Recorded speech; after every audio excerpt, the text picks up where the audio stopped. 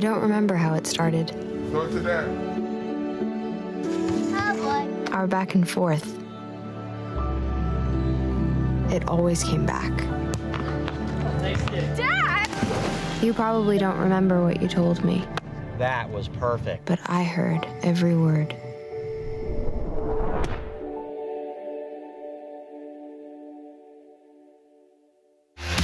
The following is a presentation of the New England School of Communications at Husson University.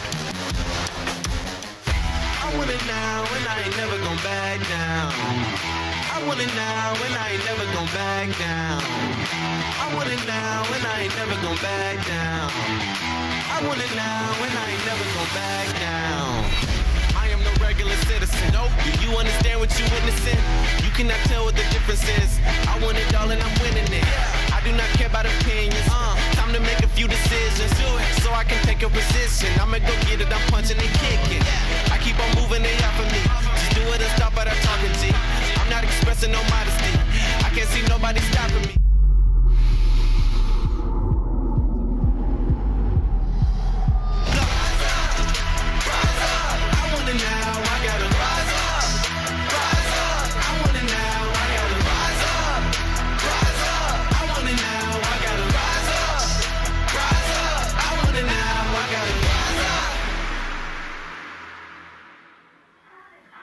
On a cloudy and breezy Palm Sunday in Bangor, it's day number 2 of opening weekend in the ranks of North Atlantic Conference softball. Today we feature the Husson Eagles and they're playing against the Badgers of Northern Vermont University at Johnson.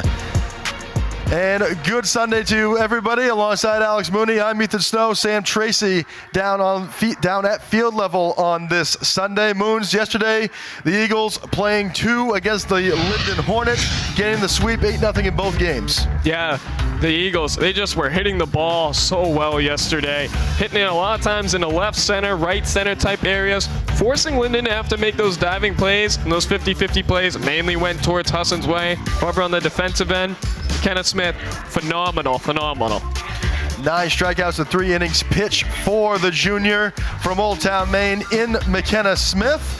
And at this time, we are going to bring in the third member of our broadcast team, Sam Tracy.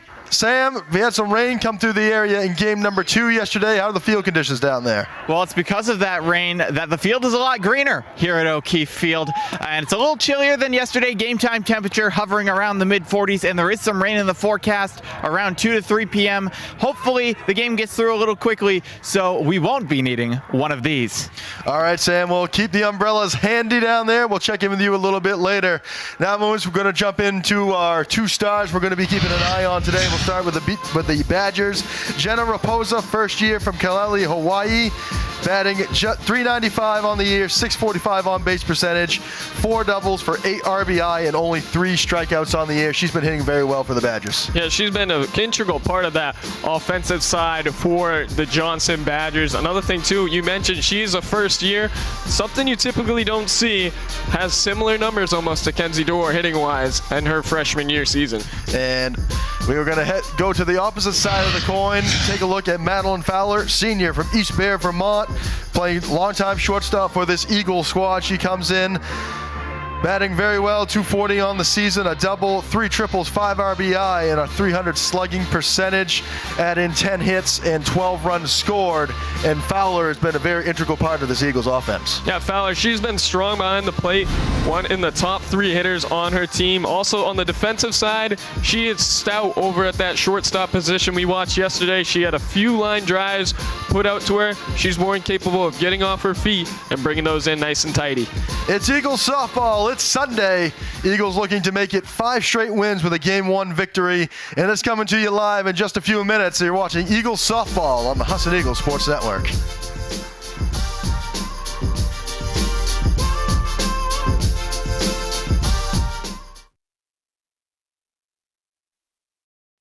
On Thursday, April 28th, the electrifying, genre-smashing trio Take 3 is coming to the Gracie Theater. Take 3, passionate, captivating arrangements from Beethoven to Bieber. You'll hear hits like Hallelujah, Unchained Melody, even Sweet Home Alabama. Take 3, April 28th at the Gracie. Tickets $15 to $25. Call 941-7888 or go to gracietheater.com.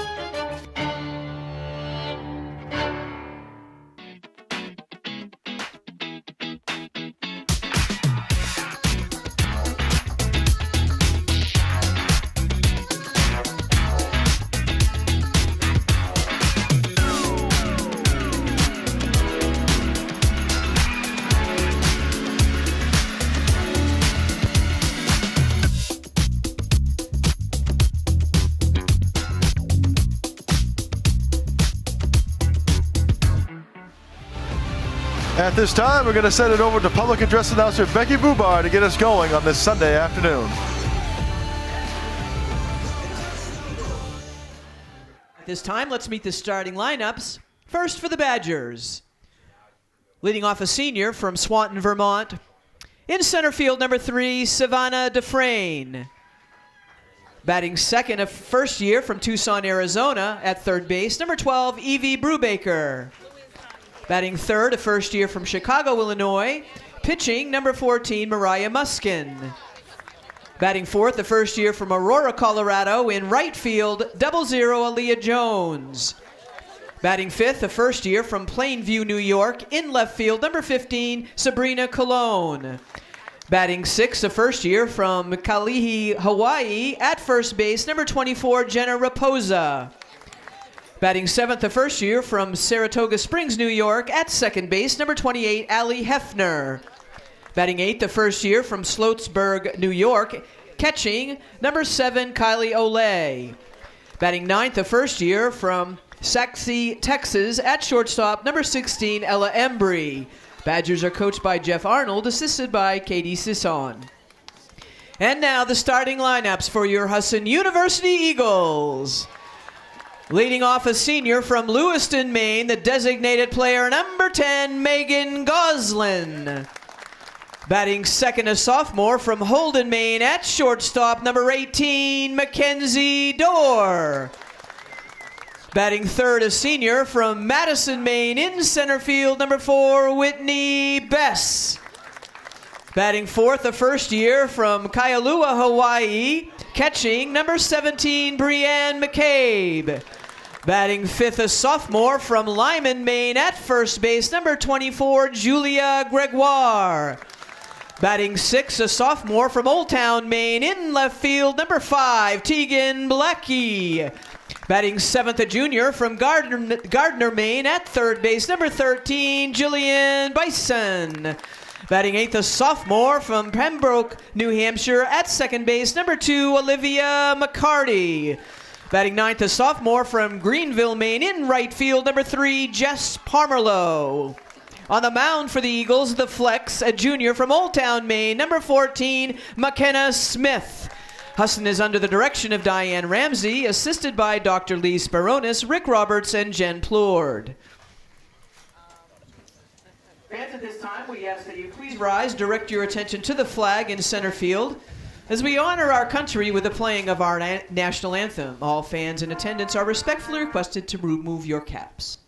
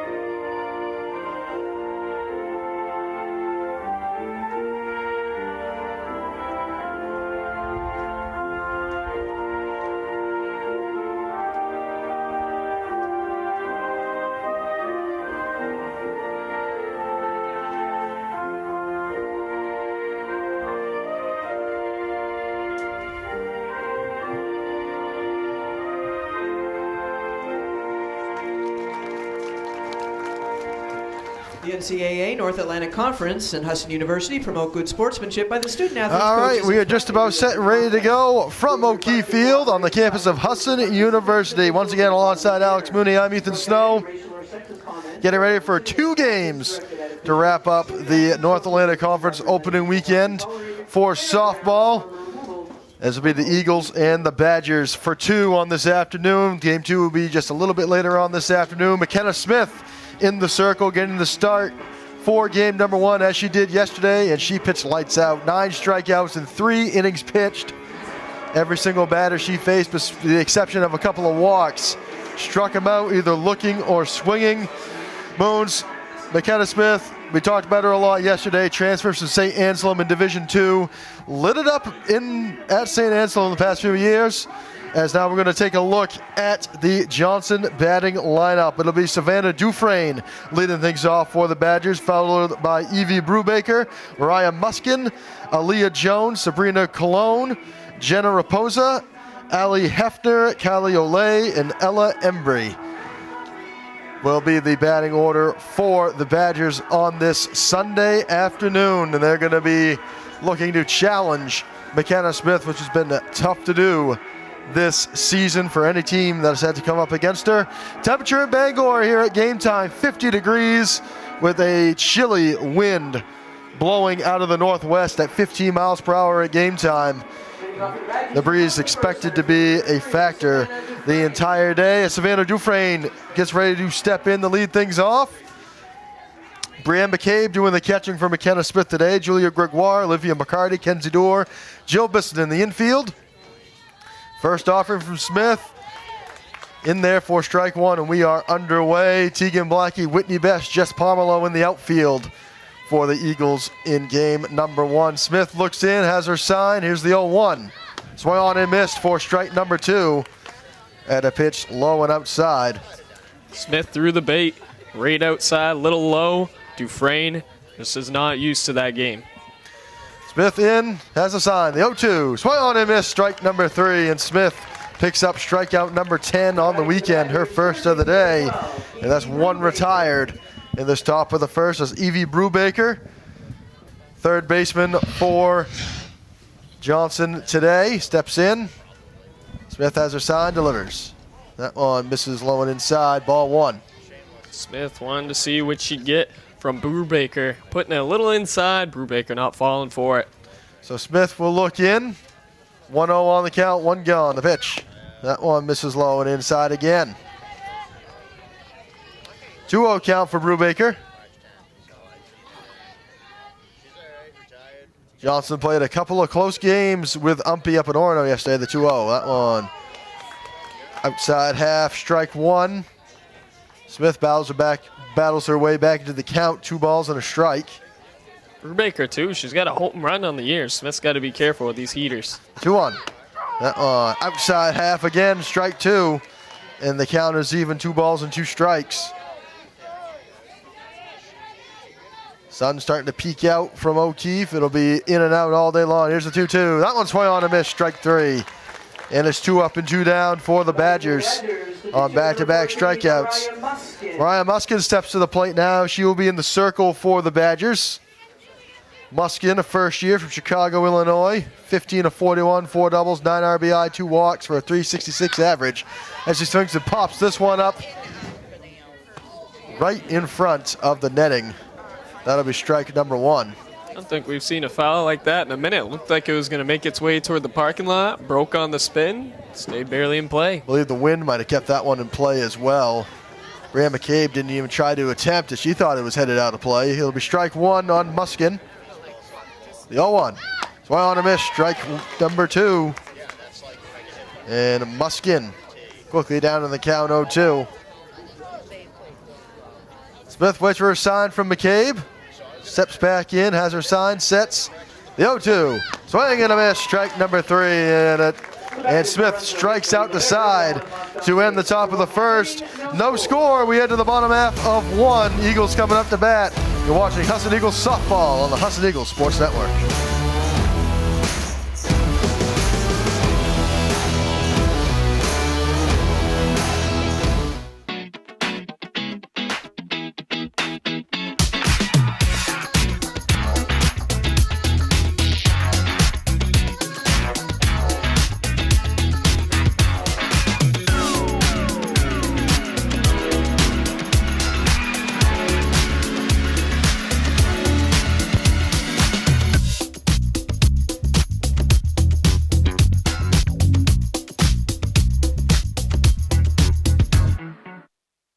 On Thursday, April 28th, the electrifying, genre-smashing trio, Take 3, is coming to the Gracie Theater.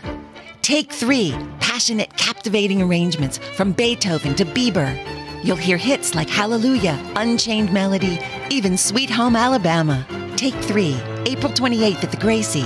Tickets $15 to $25. Call 941-7888 or go to gracietheater.com.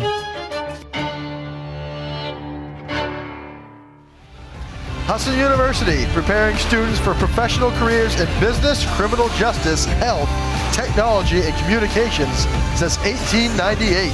Husson.edu. Eagles get ready to bat in the bottom of the first inning. Alongside Alex Mooney, I'm Ethan Snow on this cloudy and breezy Sunday afternoon as Megan Goslin gets ready to step in to lead things off for the Eagles. She'll be going up against the first year from Chicago, Illinois, Mariah Muskin. 7 appearances, 6 starts. She is 0-6, 4 complete games, 32.1 innings pitched, 73 hits, 56 runs, 7 walks, 3 home runs for 9.31 ERA. Muskin in, Goslin in. Here's the first offering. That one in there for strike number 1 to Goslin. She had a day yesterday, too. She was superb from behind the plate. Goslin, 4 of 5 for 3 RBI combined in both games yesterday. Here's the 0-1. Right on the line, right back up the middle and through for a base hit. Goslin takes her turn around first. That's all she'll get. And Megan Goslin is on with her 5th hit of the weekend. And the Eagles have a base runner on with nobody out in the bottom of the first. 5 of 6 now with that hit on the weekend. Goslin taking no time to waste on that pitch. And up comes Kenzie Dorr, getting the start at shortstop today for the Eagles. Dorr, we talked about her a bunch yesterday. 3 of 6 with 2 RBI, and she had another triple in yesterday's contest combined. So she's going to show bunt. Misses, she golfers, but Goslin takes off for second and has a stolen base. It'll be a 0-1 count on Dorr. Good little acting right there from Dorr. You see she held that bunt for a couple seconds after the play. Sort of stunned even the pitcher. I can't remember the last time we've seen her try and bunt it. So an 0-1 count for Dorr. Here's the pitch. That one misses outside. Ball 1 to even the count. And you think, and Moons, that might have been a plan. That might have been a planned play. Show bunt, leave it out there, give Goslin a couple extra steps, which would prevent Kylie Olay from getting a good throw off. Here's the 1-1. This one's right on the line, left field, base hit. And they're going to send Goslin. She comes all the way around, and she is going to score. And it's an RBI single for Kenzie Dorr. And the Eagles striking first early. They lead at 1-0. That was a smart play right there between Dorr and Goslin. Getting Goslin in a scoring position. Dorr says, hey, next pitch, I'm ready for this one. Rips it down that left line. Goslin with a good jump, comes all the way around to score from second base, and the Eagles up 1-0. We'll take another look at it. Beautiful line drive in the left field. Goslin scores with ease, and already we're going to have a visit to the mound. Coach Jeff Arnold in his first season, interim head coach for the Badgers. He's to come out and have a chat with his infield and pitcher Mariah Muskin. Eagles wasting no time on back-to-back base hits to get the bottom of the first inning going as Whitney Best will get ready to step in. Looked like there's some confusion, too, between Muskin and Raposa. Not really sure what that was there, but Raposa walked over, had some words of advice for her. Have to see what the coach ends up coming out with. Is it a long conversation now? One of the longest we've seen between pitcher, infield, and coach this season. Muskin's going to stay for now. And we are just about ready to get back underway as Whitney Best will get ready to step in. Best on the year, 12 of 48, a double, 4 RBI, 6 walks, 14 strikeouts for a .250 average, 8 for 8 on stolen bases this year. Longtime senior center fielder for this Eagle squad. Here's the first offering. That one inside. Dorr takes off for first, and she's in there sliding safely. No throw. And Eagles establishing they are going to run wild on the base paths today, as that is 2 stolen bases in this inning. I think Dorr took this one, too, a little personal. She was thrown out against Linden yesterday. I think she wanted a rebuttal on that opportunity. So Muskin back in. Here's the sign. Here's the 1-0. That one's swung on a miss. Strike 1 to Bess. And the count is even at a ball and a strike. Bess getting a little too ambitious. That was high in the zone. She fought for it. Bess back in. Muskin waits for her sign. Has it. The 1-1. That one misses outside, ball 2.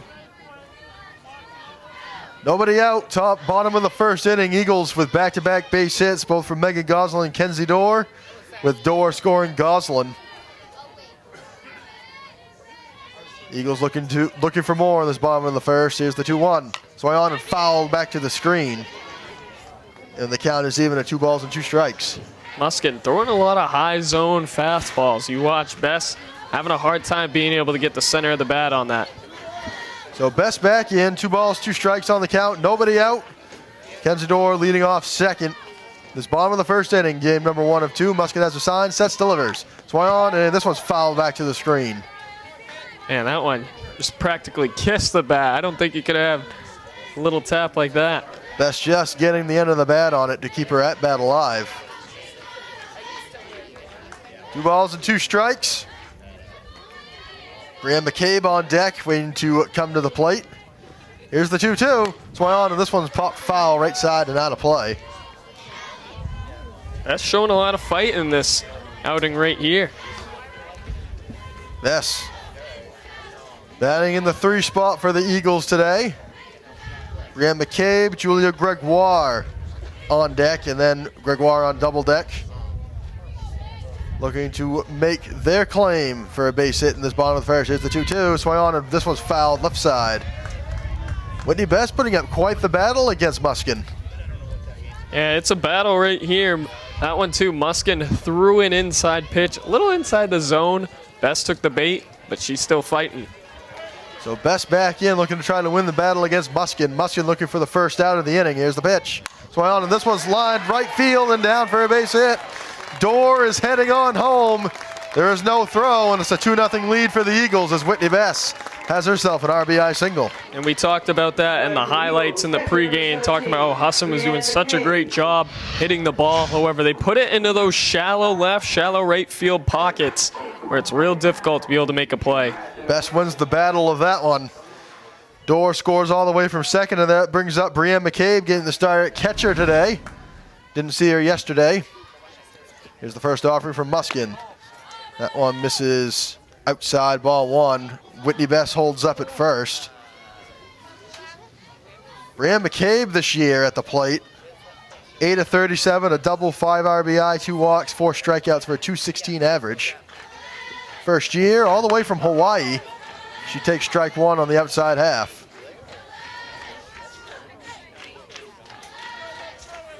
Most certainly as far as traveling distance, no contest. I believe Raposa too on the Badgers. She's from Hawaii as well. Here's the 1-1.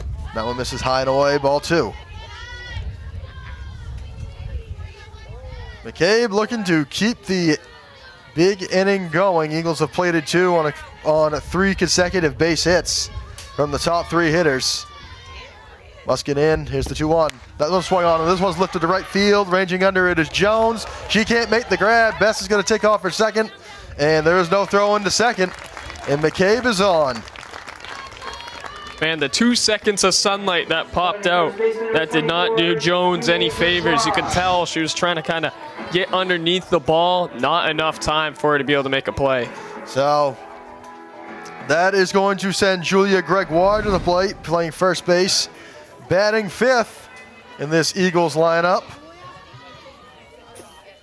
Here's the first offering. That one misses outside. Ball 1 to Gregoire. That'll go down as a base hit for Brianne McCabe. So 4 up for the Eagles and 4 base hits. As Bess advanced on the play. Here's the 1-0. That one gets the outside half. Strike 1 to Gregoire. Gregoire too. We've seen her a lot on the defensive side of things. However, not been in too many times on the offensive side. Johnson still looking for their first out of the inning. Muskin in. The 1-1. Swung on, and this one's grounded right side. Going to be fielded by Hefner. She can't grab it. Jones can't get it in right field. Bess is going to score on the play. McCabe being waved on around, and she is going to score. 2-run score on the play. And just like that, it's a 6-0 lead for the Eagles. I believe too that is Gregoire's first hit of the season right here. Right through the wickets of Hefner. We'll take another look at it here. Just a misplay from Hefner. And that's going to put Gregoire on second. We'll see what they score it as. Stepping in will be Tegan Blackie playing left field.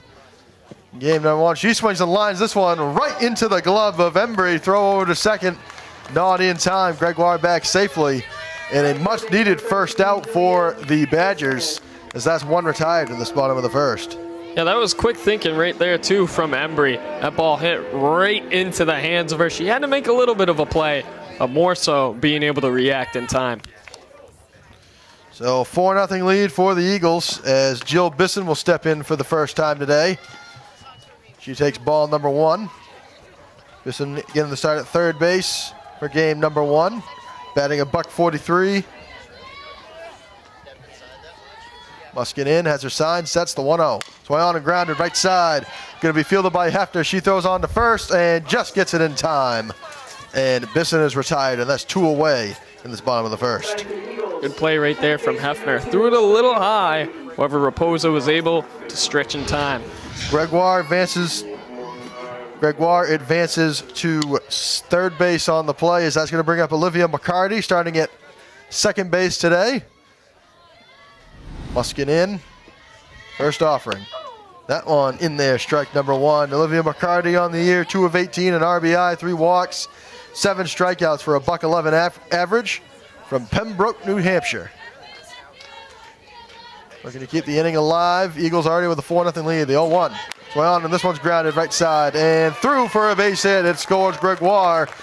McCarty rounds first, and it's an RBI single for Olivia McCarty and a 5-0 lead for Husson. McCarty put that one just too far to the left of Hefner. She dove, tried to make a play on it.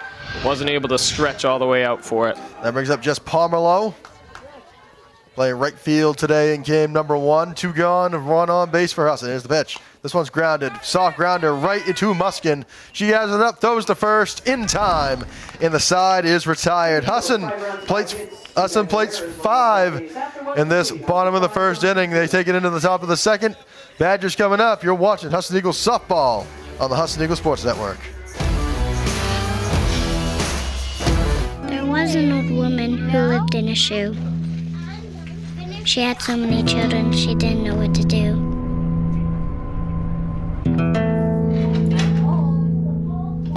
She gave them some broth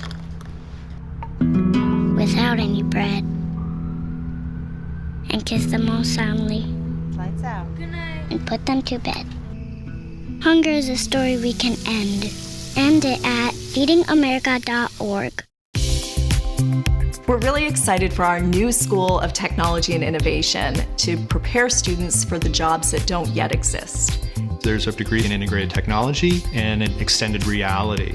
And what's exciting about that is regardless of your perspective and your passion, there's space to explore that within our programs. Husson cares about its students, and Husson cares about experiential learning and giving us those experiences to take into our future.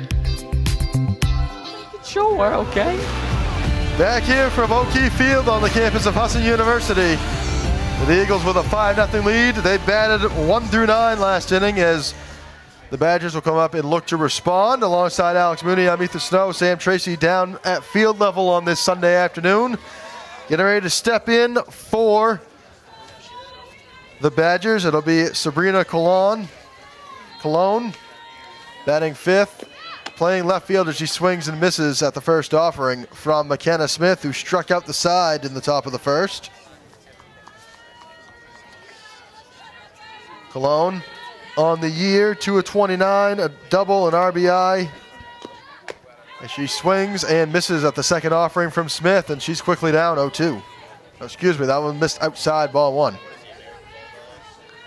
She's got to be smart here. Smith, typically, every other one is a strike. 1-1.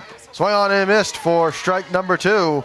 And now she's down a ball and 2 strikes in the count. Smith looking to sit down the Badgers' order for the second straight inning.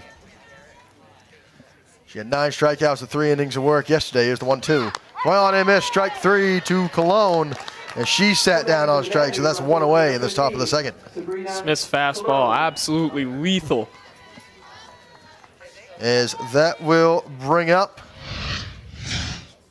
excuse me, that was Aaliyah Jones up last time up. Is now Sabrina Cologne comes to the plate. Brina Cologne playing left field today. Smith in. Here's the 0-1. That one just misses outside. Ball to strike to Cologne. Also due up Jenna Raposa this inning for the Badgers. Here's the 1-1. Swung on and miss. Strike 2 to Cologne. Cologne, too. She's struggled a little bit from behind the plate. However, she is smart and is great at getting on base. Smith in, has her sign, sets the 1-2. Swung on and miss. Strike 3 to Cologne. And that is 5 up and 5 away for Smith on 5 strikeout swinging. As Jenna Raposa steps in, we talked about her in pregame. Batting .395, .465 on base percentage, and a .500 slugging percentage as she takes strike 1 from Smith. Badgers trying to get some offense going in this bottom of the second. Smith in, the 0-1. That one just misses outside, even the count, a ball and a strike. This will be interesting, too, because Smith loves those outside fastballs. And Raposa, she loves slugging those outside fastballs, so we'll see if she adapts. The 1-1 swung on and missed for strike 2. And Raposa down in the count, a ball and 2 strikes. Smith back in, has her sign, sets the 1-2. Swung on and missed, strike 3, and that retires the side. Smith, 6 up and 6 down for McKenna Smith, all on strikeouts. We head to the bottom half of the second. Eagles up 5-0. You're watching the Eagles softball on the Husson Eagles Sports Network.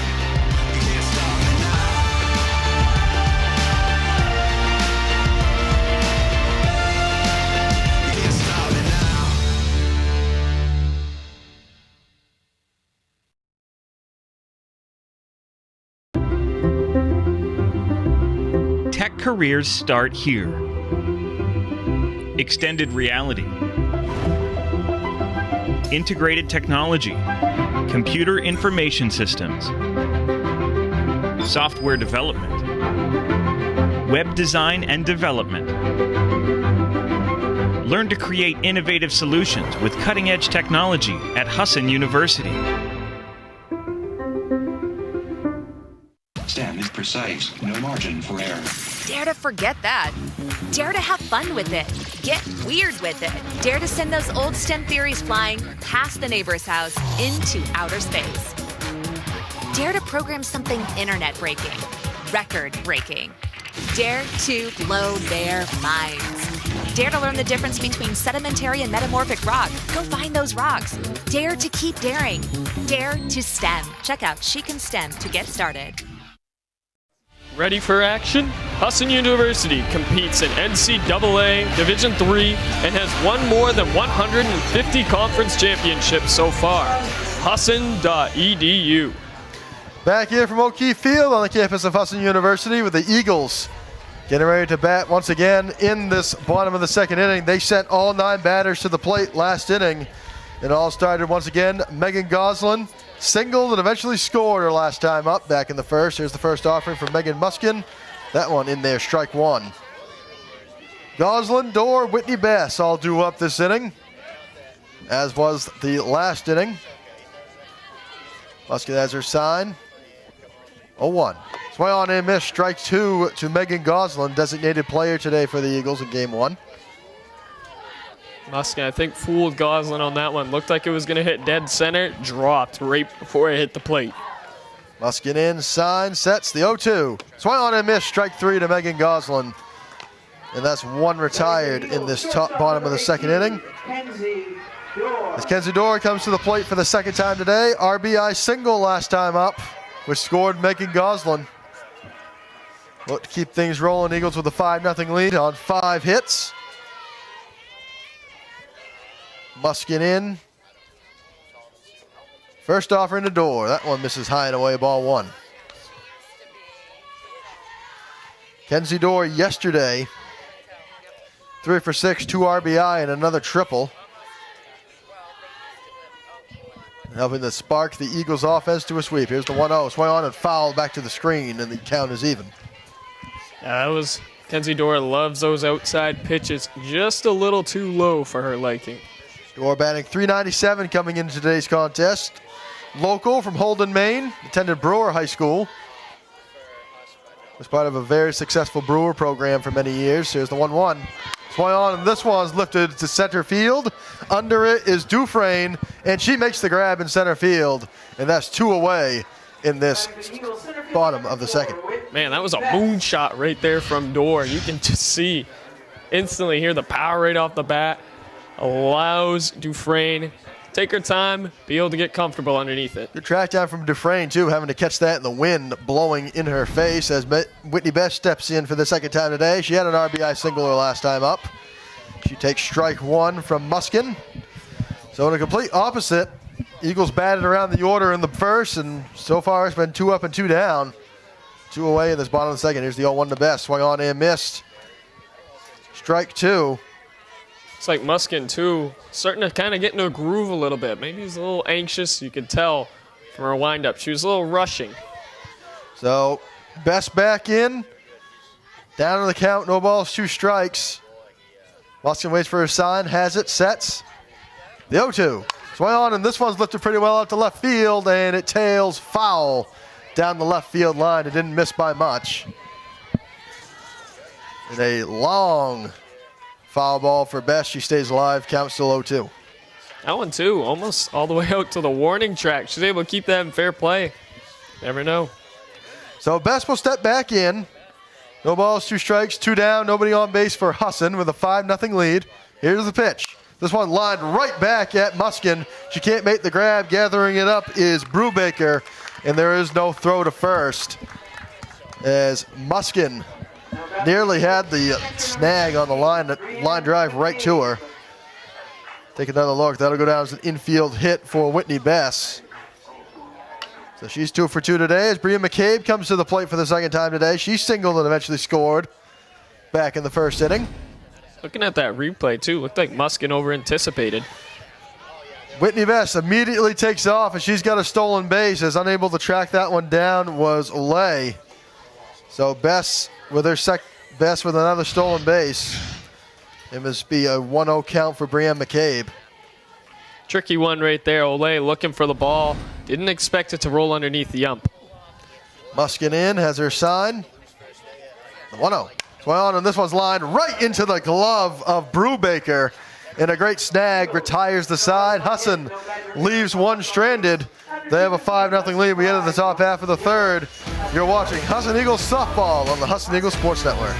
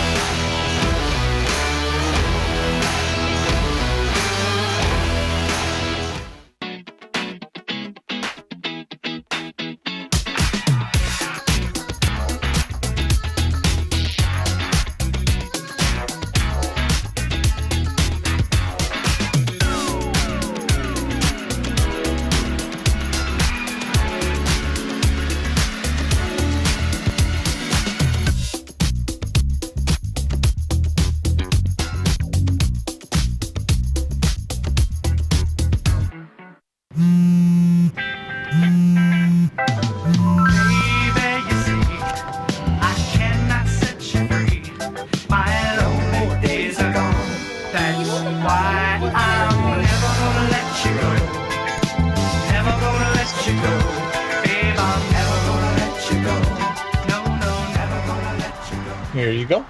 Thank you. Thank you.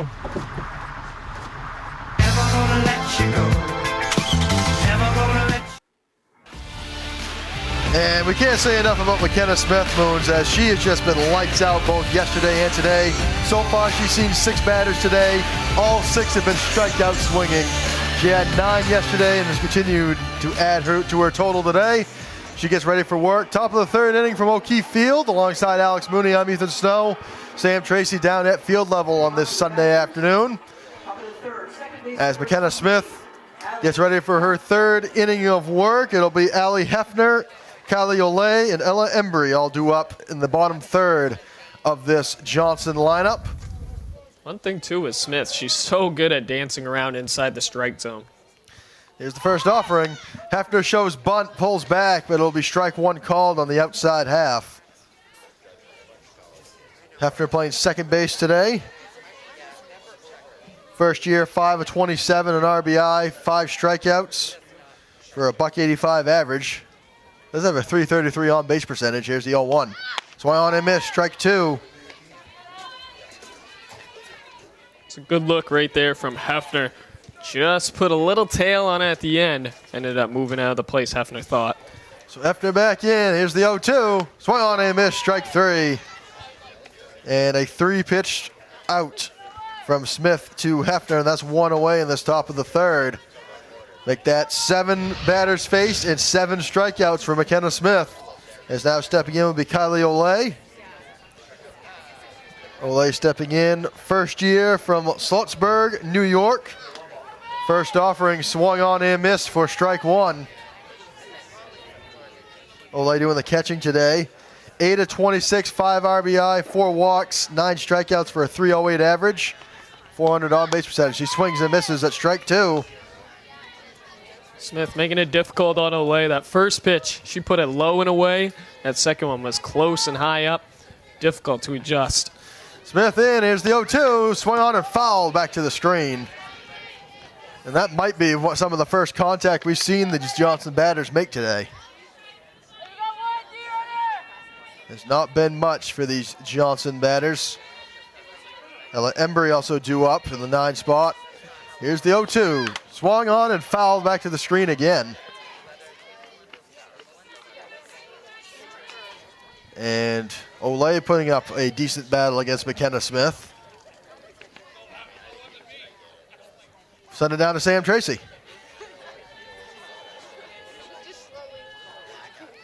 Here's the 0-2. This one swung on and fouled right side out of play. And we saw Tatiana Biombi warm up and eventually come in after the 3rd inning yesterday to close out the contest against Linden in game number 1. Smith trying to get by Olay, who's being pesky at the plate. Here's a swing and a miss, strike 3, and she finally got her. Smith so deceitful. Looks like it's going right down the middle. Last second zips right up to the top of the zone.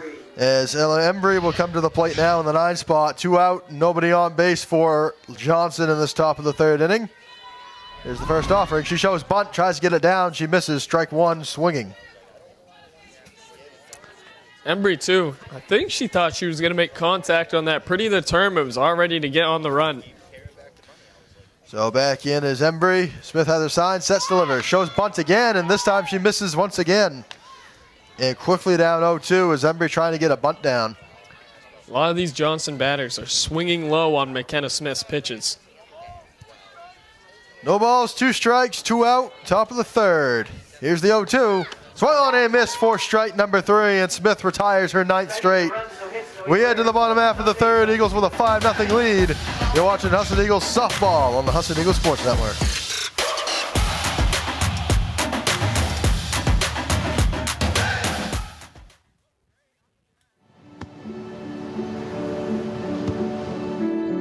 I don't remember how it started. Go to that. Our back and forth. It always came back. Dad! You probably don't remember what you told me, That was perfect. but I heard every word.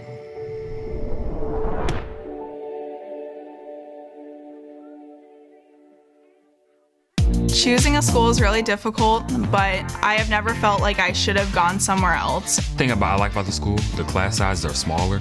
Making friends is easier here because of the fact that you are such a tight-knit community.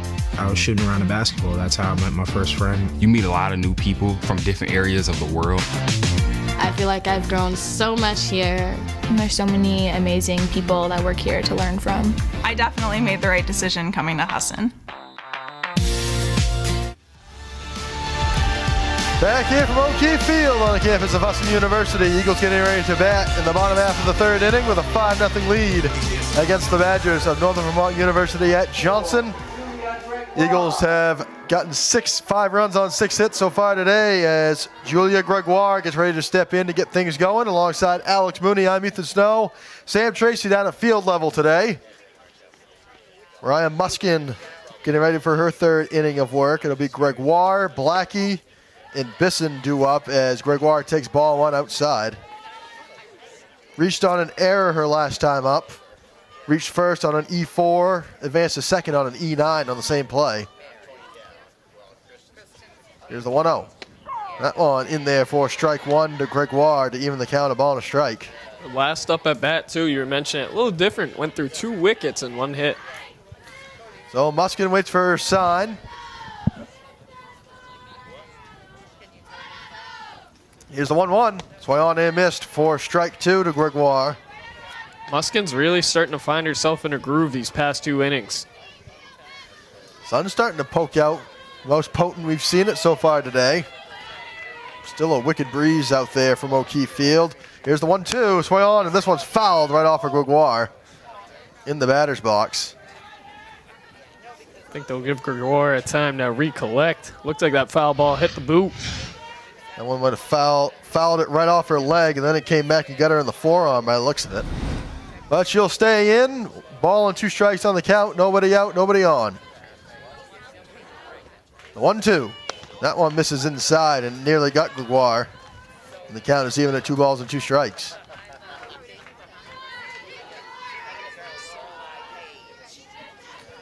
Gregoire in.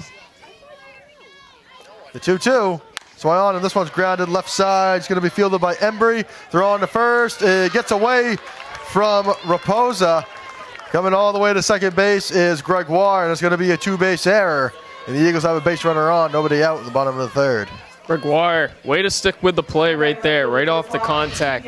Ends up digging it out, realizes it's going to be a tough play. End result, error on the play. And we'll see what they decide to do here. That might go down. They might decide to rule that as a infield hit, advancing to second on the throwing error, but we'll wait to see the official scorer's ruling as Tegan Blackie steps in for the second time today, and that's what they will do. Gregoire reaches first for the base hit, advances to second on the E6. As Blackie steps in, she lined out to shortstop her last time up. Here's the first offering. Swung on and missed, strike 1 to Blackie. Jill Bisson also due up this inning. She waits on deck. Blackie back in. Muskin has her sign. The 0-1. That one bounced in the dirt. Ball 1 to even the count. And throw down to second as Gregoire's going to catch this Badgers infield napping, and she advances to third. Gregoire, too, she wanted that bad. Ramsey said, go, go, go. I see what you see. Let's go. And you can see Gregoire gets down in the dirt for that one. And we have a timeout on the field as Kylie Olay is down. As Husson's head athletic trainer, Janine. And we're going to take a timeout and step aside. When we come back, you're watching Husson Eagles softball on the Husson Eagles Sports Network.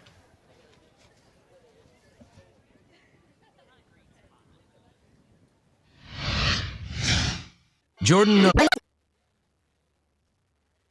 knows he shouldn't eat this entire bowl of nachos, but tonight he's earned that right. Because a few hours ago in the middle of happy hour, he recognized a sign. Not from the gods or a bolt of lightning, but from a double heart, a kissy face, and a 4th ha in ha ha ha. That's when Jordan knew he was buzzed. So when it was time to go, he got a ride home instead of driving.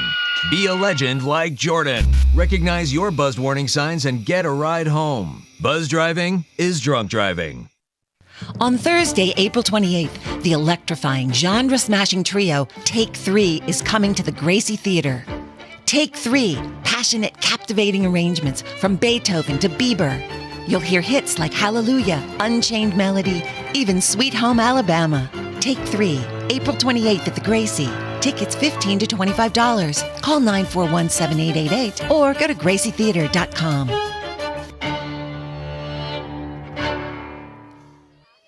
All right, out of the timeout, Tegan Blackie steps in with a 2-1 count. Olay shaking up on the play, but she stays in the game. Here's the 2-1. That one misses outside to even the count. 2 balls, 2 strikes.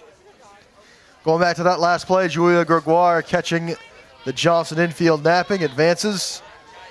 So she waits on third base. Nobody out. Eagles have tallied 7 hits this contest. Here's the 3-1 from Muskin. Swung on, and this one's lined right up the middle. Base hit. That scores Gregoire. It's an RBI single for Tegan Blackie. It's a 6-0 lead for Husson. Blackie now with 5 RBIs. That pitch just how she liked it. Curled right into that center part of the zone. You can see off the replay, she just was ready, sent it right up the middle. Blackie sends it right back up the middle. Read it great. As Jill Bisson will step in for the second time today. She grounded out to second base her first time up back in the first inning. Look to keep the inning rolling for Husson. Now tallied 8 hits on the day with 6 runs. Muskin in, has her sign, sets the offering. Misses low and away, ball 1. Muskin too started off a little shaky. You can see the nerves radiating a little bit. However, after these past 2 innings, she's really started to settle in. Bisson back in, Muskin has her sign. 1-0. Misses high and away, ball 2. Bisson being very patient. Just like a lot of these other Eagles batters, they do not like to chase. They want the pitcher to come to them. So Bisson in, Muskin sign, sets, 2-0. That one low and inside. Blackie takes off for second, and she's got herself a stolen base. Almost cost herself right there. Jumped up too early. Not sure if you could see on the camera, but stops just an inch too early. Had to take a little step forward. On the slide, it looks like her cleat might have caught the ground, which stopped her momentum. But manages to get onto the bag before a tag can be applied. 3-0 count for Bisson. The pitch. That one bounced in the dirt, and it's ball 4 to Jill Bisson, and the Eagles have 2 on with nobody out. Bisson stayed patient at the plate, and on 4 pitches gets the free pass to first. As Olivia McCarty comes to the plate. McCarty, RBI single last time up. Diane Ramsey in her 4th season. Looking to lead the Eagles to another North Atlantic Conference Championship. First offering to McCarty in there, strike 1. McCarty batting a $111 coming in today from Pembroke, New Hampshire. Had a feature on her yesterday. Her and her dad built their own softball field. The 0-1. Right down the middle, strike 2 to McCarty. That is still crazy impressive. A lot of dedication, too. McCarty back in. Nobody out, 2 on for the Eagles. Muskin waiting for her sign, has it. The 0-2. That one low and inside, ball 1. The runner's going to advance. There's a throw down to third, not in time, and it's a double steal for Husson. And now have 2 in scoring position. There's still nobody out. Good stop from Olay. Used the knee pads to be able to push it down into the dirt. Just wasn't able to quite get the height on it, forcing Brubacher to have to get down in the dirt for it. So now there's the 1-2 pitch, and this one's fouled down the right field line towards the Linden dugout. McCarty stays alive for the 1-2 count. Big RBI opportunity here for Olivia McCarty. Has only 1 RBI recorded, 2 RBIs recorded. 1 coming into today. 2 now with that 1 back in the first inning. Muskin has her sign, sets. The 1-2. That one misses outside and high. The count is even 2-2 for McCarty. McCarty named to the 2021 North Atlantic Conference Spring All-Academic Team. Here's the 2-2, swung on and lifted foul right side and out of play. 2-2 count for McCarty. 2 on for Husson, Tegan Blackie at third. Jill Bisson at second. Muskin in. The 2-2. Swung on, and this one's lined right back at the middle of base hit. 1 run scores. Here comes Bisson from second base, and it's a 2 RBI single for Olivia McCarty. Make that 3 RBI on the game for her, and it's an 8-0 lead for Husson. If you were looking for a place to put it, if you're McCarty, you couldn't have asked for any better. Puts it right in the middle, makes it out of the reach for Embry and Hefner. No one's going to get that. End result, Husson runs 2 more in. So Husson has plated 3 as Jess Pomerlow comes to the plate. She grounded out to the pitcher back in the first inning. Muskin in. The first offering. Pomerlow shows bunt and misses it. It goes to the backstop, and that is going to advance McCarty for a second. Nobody covering third. McCarty slides in, and she's safe. And she's going to swipe 2 bags on 1 play. And McCarty now standing on third base. You can see Diane Ramsey giving the little High five over to McCarty for keeping the heads up and just paying attention over at third base to where she saw after that pass ball that Johnson was not recovering well. And Brubaker not covering third on the play, so McCarty got to swipe it as Pomerleau swings and fouls this one left side. There's an 0-2 count for Pomerleau. Tell you one thing, too, we saw from Pomerleau yesterday. Her speed is out of this world. Pomerleau, a sophomore from Greenville, Maine. Muskin in. Here's the 0-2. Swung on and fouled to the screen. Pomerleau putting up a battle against Muskin.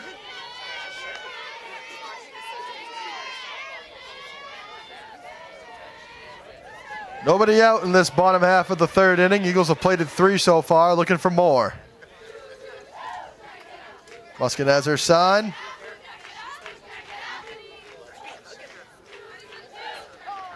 And we have a timeout called at the plate by Jess Pomerleau. Sam Tracy. Action in the Johnson bullpen. It's Alexis Fleischer, the first year out of El Cajon, California, warming up in the bullpen for the Badgers. Here's the 0-2 for Pomerleau. This one swung on and sent down the right field line and foul. Tailing foul at the last minute. So Pomerleau once again keeping the battle up against Muskin.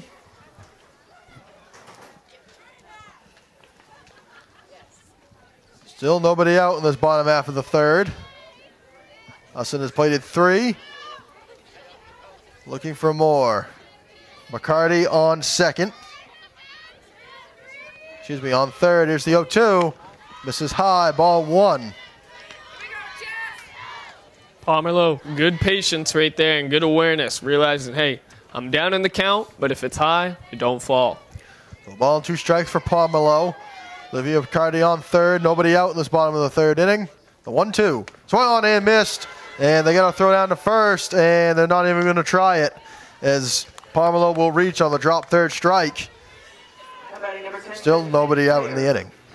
Pomerleau, just in the blink of an eye, realizes, hey, it's passed. I got the wheels. Let's move it. As that'll bring it back to the top of the order, Megan Goslin makes her third plate appearance in as many innings. Singled and scored in the first. Struck out swinging her last time up in the second. Runners on the corners, nobody out. First offering to Goslin, misses outside. And now Pomerleau will advance to second on the play as throwing down to second was Olay. Trying to keep McCarty at bay, and now 2 in scoring position for Husson. It's always difficult right there. You know you want to get out the advancing runner. However, second's typically the easiest option. So ball, no strikes on the count for Pomerleau. Here's the pitch. Swung on, and this one's lifted to shallow center field. Having to run in for that one. It's going to fall. 1 run's going to score McCarty, and Pomerleau's going to put on the brakes at third, and it'll be an RBI single for Megan Goslin. Goslin right there. Just a little blooper out in the shallow center field. No one really has any rights to that. Pomerleau will advance to third on the play. That one was pops up. Kind of in a no man's land, very shallow center, as it'll be a 9-0 lead for Husson. That'll send in Kenzie Dorr. RBI single in the first, fly out to center her last time up in the second. Muskin in. The first offering. That one bounced in the dirt. Goslin's going to take second on the play, and then another stolen base for Husson.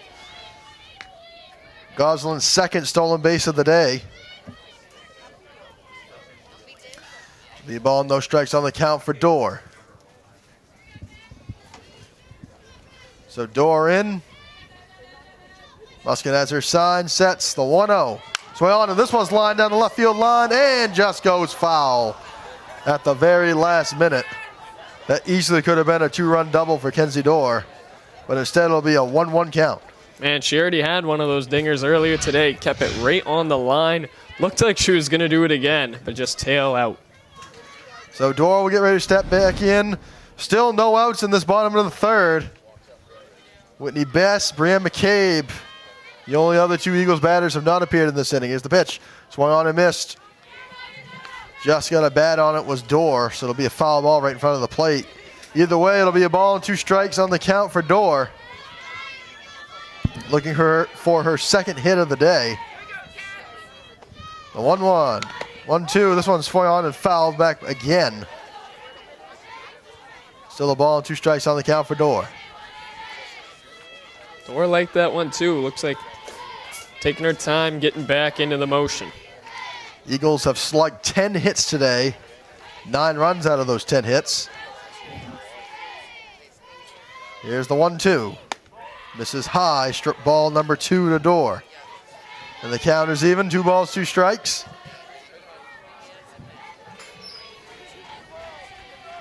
2-2 for Dorr.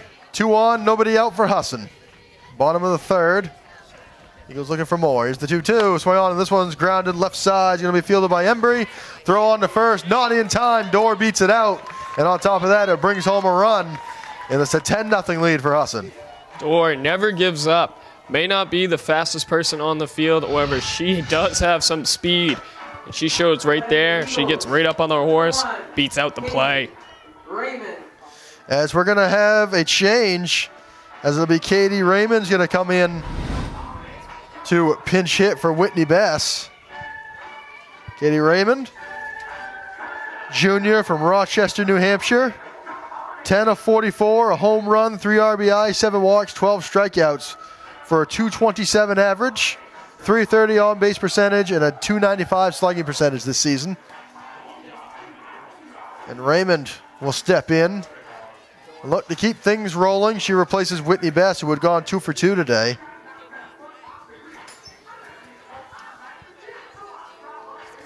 Runners on the corners. Megan Goslin at third. Kenzie Dorr reaches on an infield single. So tack on another RBI for Dorr. Goslin advances to third on the play. Runners on the corners. Nobody out. Raymond in. Musket in the circle. The first offering. Swung on and fouled down the right field line. Strike 1 to Raymond. It's one of those ricochets right there with the ump catcher. Everyone's trying to get out the way. Still nobody out in this bottom of the third inning. After Johnson sat the Eagles top 3, after the Eagles sat him down 1-2-3. Last inning is Raymond sends this one to the opposite field and down for a base hit. It brings home Megan Goslin, and it'll be an 11-0 lead for Husson on the RBI single from Katie Raymond. Man, the Eagles are just in a scoring barrage right now, hitting everything at will. A lot of these outside fastballs are what these Eagles love to hit. As that will bring up Brianne McCabe. 1 of 2 today, a single and a score in the first, lined out to third base to end the second inning. She is the 9th batter to appear this inning. Doing the catching today in game number 1. Here's the first offering. Swung on, and this one's grounded right over to Brubaker. She touches third for 1. Throw over to first, not in time. But Johnson does get a much-needed first out of the inning, and that's 1 retired. Very smart play right there from Brubaker, realizing, hey, you got to get 1 out at first. Let me touch this, see if Raposo will be able to get the stretch. Stretch was there, just the speed behind it wasn't. So Dorr's put out on the play as that brings up Julia Gregoire for the second time today. Reached on an error in the first. Singled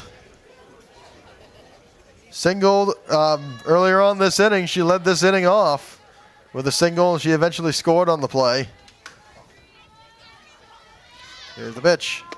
Right down the middle, strike number 1 to Gregoire. So a ball and a strike. 2 on, 1 out for Husson in this bottom of the third. They've plated 6 runs this inning. Here's the pitch. That one misses inside, ball 2. Gregoire taking her time. Muskin still in, looking for more. Looking for another ground ball in the infield somewhere. Here's the 1-2. That one. Excuse me, the 2-1 in there for strike 2 to even the count. 2 balls and 2 strikes. For Julia Gregoire, Tegan Blackie would be on deck. That in her spot anyway. Here's the 2-2. That one high, and the count is full. 3 balls and 2 strikes for Gregoire. Looks like Kiara McLeod getting ready to bat in the 6th spot. standing in the on-deck circle. One gone in this bottom of the third. Here's the 3-2. That one misses high and away, ball 4, and the bases are loaded as Gregoire in her second at-bat of the inning reaches. McLeod too. She had a great game yesterday against Linden. Eagles number 16. Kira McLeod steps in for the first time today, batting in the 6th spot for Tegan Blackie. Blackie had lined out to shortstop and had an RBI single earlier on this inning. And McLeod will step back in, 1 for 2, an RBI, a walk, a strikeout, and a .500 average for McLeod. 667 on-base percentage, .327. McLeod, a first year from Harrison, Maine, attended Oxford Hills. She steps in for the first time today. Bases loaded, 1 gone in this bottom of the third inning. Representing the 11th batter to come to the plate today in this inning alone as she takes ball number 1 low and away.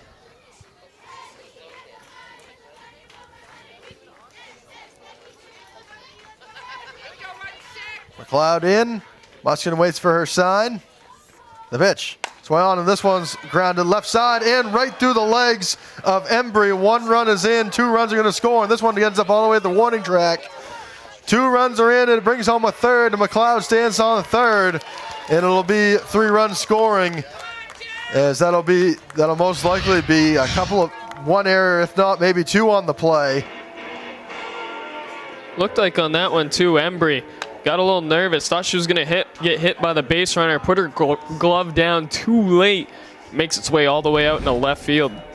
So we'll see it. We'll wait to see what they score it as coming out to have a chat with his infield is head coach Jeff Arnold in his first season.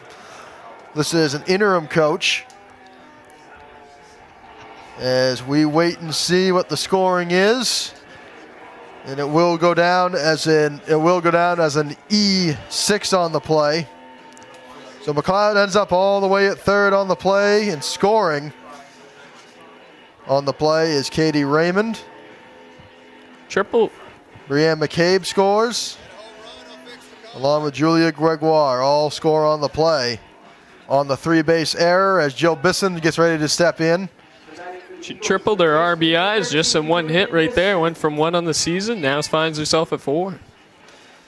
So 3-base error for Kiera McLeod as Jill Bisson will get ready to step in for the second time this inning. She walked and eventually scored. Also grounded out to second base back in the first. 14-0 lead for Husson. Here's the pitch. That one misses low and away, ball 1 to Bisson.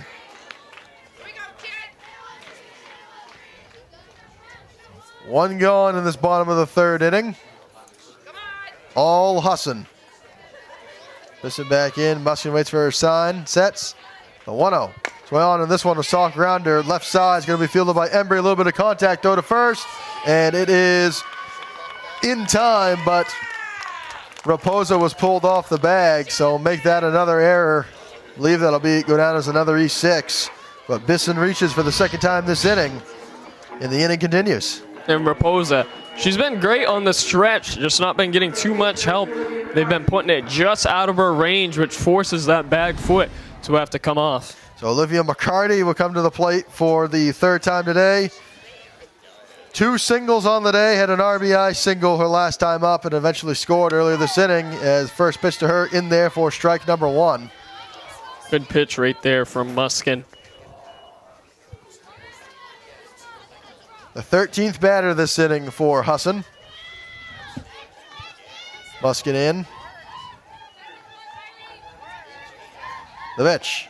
Swing on, and this one sent right side through the middle of the infield. It's going to be fielded by Hefner. Throw on to first is in time. McCarty is retired, and a much-needed second out for the Johnson defense. And that is 2 retired in this bottom of the third. Good little outside turn from Hefner, having to go across the body with the glove. However, gets it down the dirt, scoops it up with the leather, makes an easy play for Raposa. So that will send in Jess Pomerleau for the second time this inning, as this one's going to get away. In advancing to third will be Jill Bisson. So 2 gone. And now a runner on third in Jill Bisson on the wild pitch. Pomerleau with a 1-0 count. Here's the second offering. This one's going to get away once again, and Bisson is going to score, and it makes it a 15-0 lead for Husson as Bisson scores on another wild pitch. One thing too on this Johnson lineup. One thing that's pretty well to note is that majority of this team are first years. There's only 2 players on the team that are not classified as first year players. It'll be a 1-1 count for Pomerleau. Muskin in. The pitch. Swung on and missed. Strike 2 to Jess Pomerleau.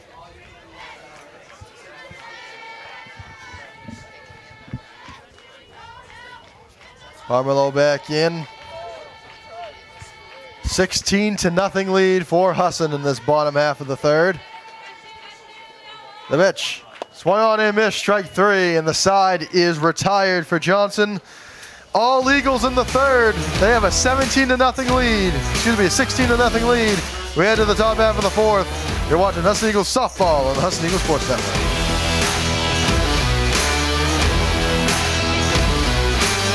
My name's Olivia McCarty. I did build a softball field in my backyard with my dad. It was just one of those things where we thought it'd be cool and a lot easier to just step foot in your backyard to be able to practice, especially with such busy schedules. You don't need to find a field and everything. It'd just be a lot easier. It was definitely my dad's idea, and it was this huge pipe dream. My mother said that it would never happen, and then it took 3 years to build, and we finally got it done. Sometimes we've had like a rain out, and we couldn't get a field for my travel team, so then they would just come over to my house, and we've had practice there too. The goal that me and my dad have is to make an addition to the field every year. My father has always been my #1 supporter, and everything we do is together. So when he asks, oh, let's go pick up these logs or cut these trees down, although I may be like, oh, I don't really want to do that, he's always going to be there for me, and he's always going to be the one that helps me in the backyard. No hesitation about it. All right, back here from O'Keefe Field on the campus of Husson University. Eagles with a 16-0 lead as the Johnson Badgers get ready to bat in this top half of the fourth inning. Alongside Alex Mooney, I'm Ethan Snow. Sam Tracy down at field level today. A number of substitutions taking place in that last inning as Kiara McLeod now out in left field. Looks like Katie Raymond out in center field. Jess Pomerleau still out in right field. And Tatiana Biombi taking the circle now for Husson. That'll do it on the day for McKenna Smith. 9 strikeouts for her in 3 innings of work. Here's the first offer. This one's swung on and lifted out to right center field, and that one's down for a base hit. Stepping in, lead things off with Savannah Dufresne, and she leads it off with a single, the first hit of the day for the Badgers. Dufresne putting in that shallow right field position makes McCarty to have to try and make a play for it. However, no real contest. So stepping in now will be Evie Brubaker. Here's the first offer, and that one misses outside, ball 1.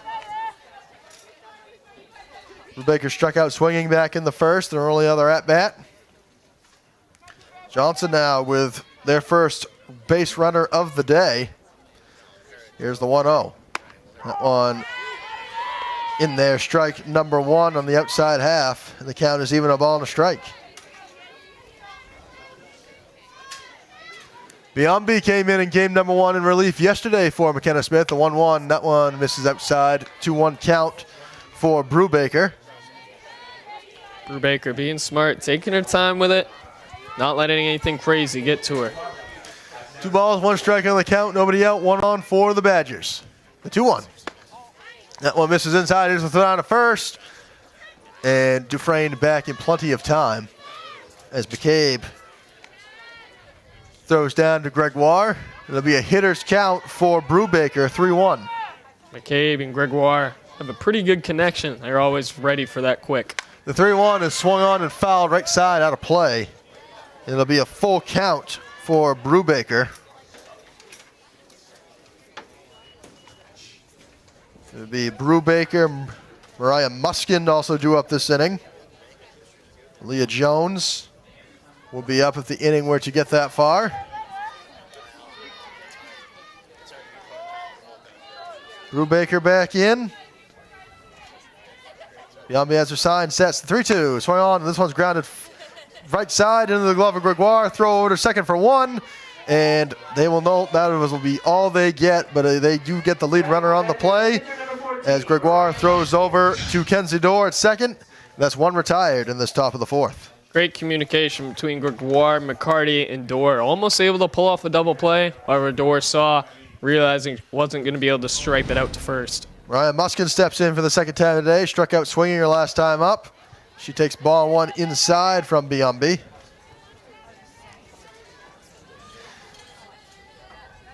Tatiana Biombi on the season. 6 appearances, 4 starts, 2 complete games. 24.2 innings pitches. This one swung on and soft grounder left side. Fielded by Bisson. Throw on to first in time, and Muskin's retired. That's 2 away in this top of the fourth. Muskin making some good contact right there. However, it stays in the infield. These Eagles have shown their defensive paralysis. As that will send in Aaliyah Jones for the second time today. Struck out swinging back in the second inning. 0 for 1. 1 on for the Badgers. Here's the pitch. That one misses outside. Ball 1 to Jones. Sabrina Cologne on deck. Will be next up if the inning were to continue. The 1-0. That one in there, strike one on the outside half. And the count is even, a ball and a strike. Biombi loves throwing those pitches just outside the zone, then putting it just 2 inches to the right. That way it still looks like a ball, but is a strike. Here's the 1-1 from Biombi. This one swung on and popped foul right side and in front of the Johnson dugout. It'll be a ball and 2 strikes.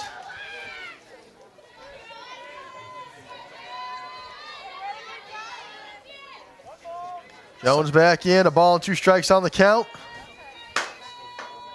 Here's the 1-2. Swung on, and this one's popped up middle infield. McCarty makes the grab, and that retires the side.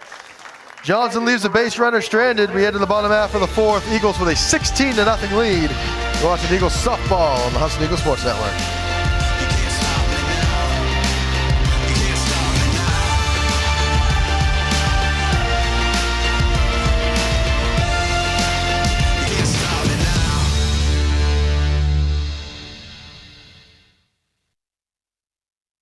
Hey, Bobo, do trees tell each other stories? I'm sorry. I'm afraid I don't know that. Hey, why don't we go find out? Listen. Do clouds take naps? I couldn't tell you. Dad, do stars visit their friends? Look!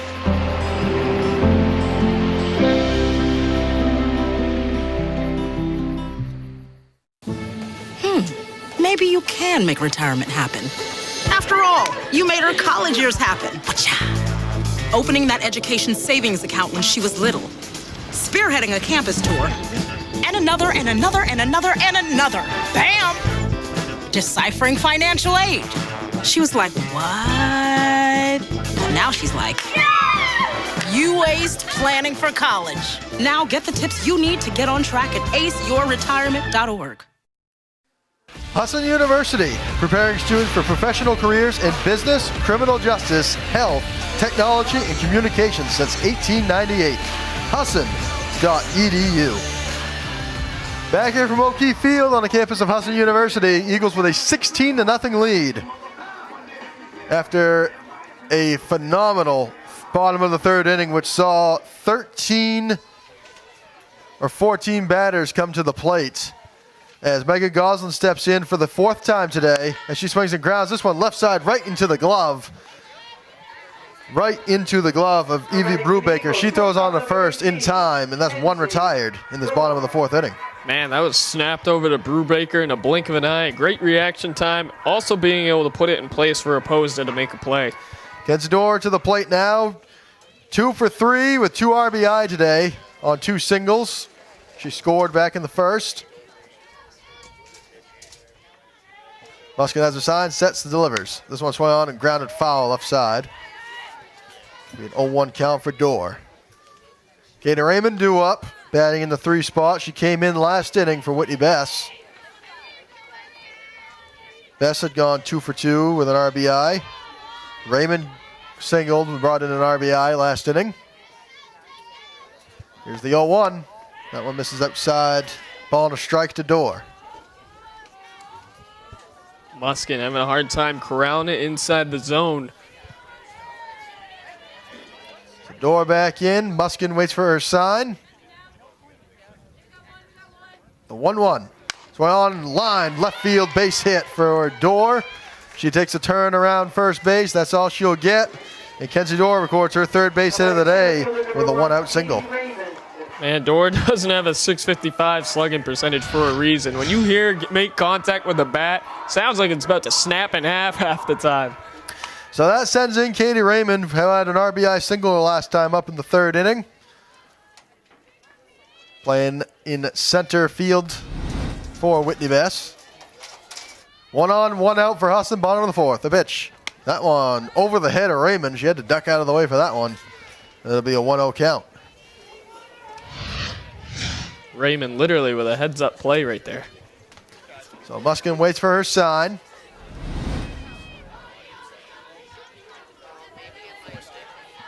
Has it, sets. 1-0. Swing on the line, left field base hit. Dorr's going to stop at second base. Raymond has herself her 2nd single in as many innings. And already that's 2 on in this bottom of the 4th for the Eagles. Raymond picking off where Kenzie Dorr left off, pushing it right between the gap of Brubaker and Embry, allowing to advance. Brianne McCabe to the plate now. McCabe singled and scored in the 1st, reached on a fielder's choice in the 3rd, and eventually scored. Catching in game number 1 for the Eagles. Here's the first offering. That one's going to scoot away from Olay, and the batters will move up on the wild pitch. And just like that, 2 in scoring position for Brianne McCabe. McCabe now doesn't just have Kenzie Dorr in scoring position, Katie Raymond as well. Both of them not really having to make a crazy effort on the advance. So McCabe in with a 1-0 count, 2 in scoring position for her. The 1-0. Inside, ball 2. 2-0 count for Brianne McCabe. Julia Gregoire on deck. Came to the plate twice her last inning. Here's the 2-0. Swung on, and this one's lined in the left field for a base hit. Dorr is going to score. Raymond's going to be stopped at 3rd base, and it's an RBI single for Brianne McCabe. Looks like Dorr started a little trend here. First Dorr in that pocket, then Raymond. McCabe says, let me join the party, and she'll send an RBI in as well with the invitation. So Dorr scores on the play, and that'll bring up Julia Gregoire for the 4th time today. Gregoire reached on an error in the 1st and scored. Singled and eventually scored in the 3rd, and also walked and scored in the 3rd. So she's been busy at the plate today. Here's the first offering from Muskin. Swing on, and this one's grounded left side. A good stop made by Embry. They go to second to try to get one, and not in time. And Gregoire reaches on the fielder's choice and brings home another run, and it makes it an 18-0 game. Gregoire almost made it 4 in a row in the same spot. Just hit it with the bottom of the bat instead of the middle. Instead, has to dig out the play. Embry, though, making a pretty tough play right there. Not able to convert. So that brings up Kiera McLeod for the 2nd time. Here's the first offering. This one swung on and missed. Strike 1. McCabe's going to advance to 3rd as that one nearly got away from Olay, and it did. So that'll put runners at the corners with 1 gone.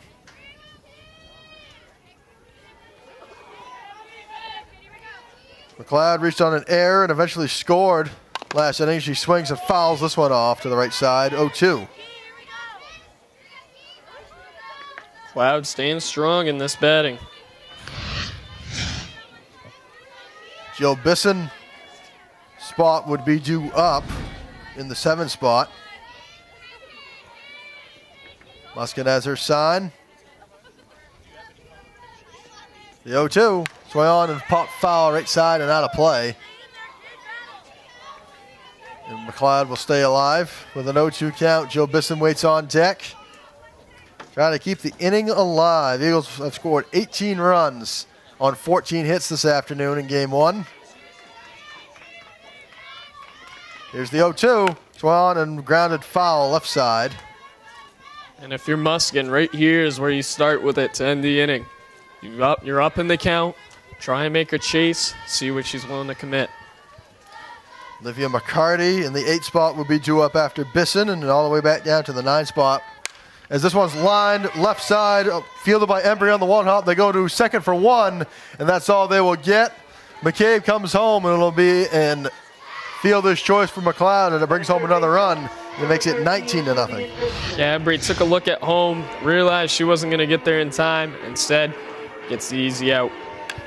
So Gregoire's out 6-4 on the play. That'll be the second out of the inning. 2 away as that will bring up Jill Bisson. Ground out to second, a walk and a score, and reached on an error and eventually scored.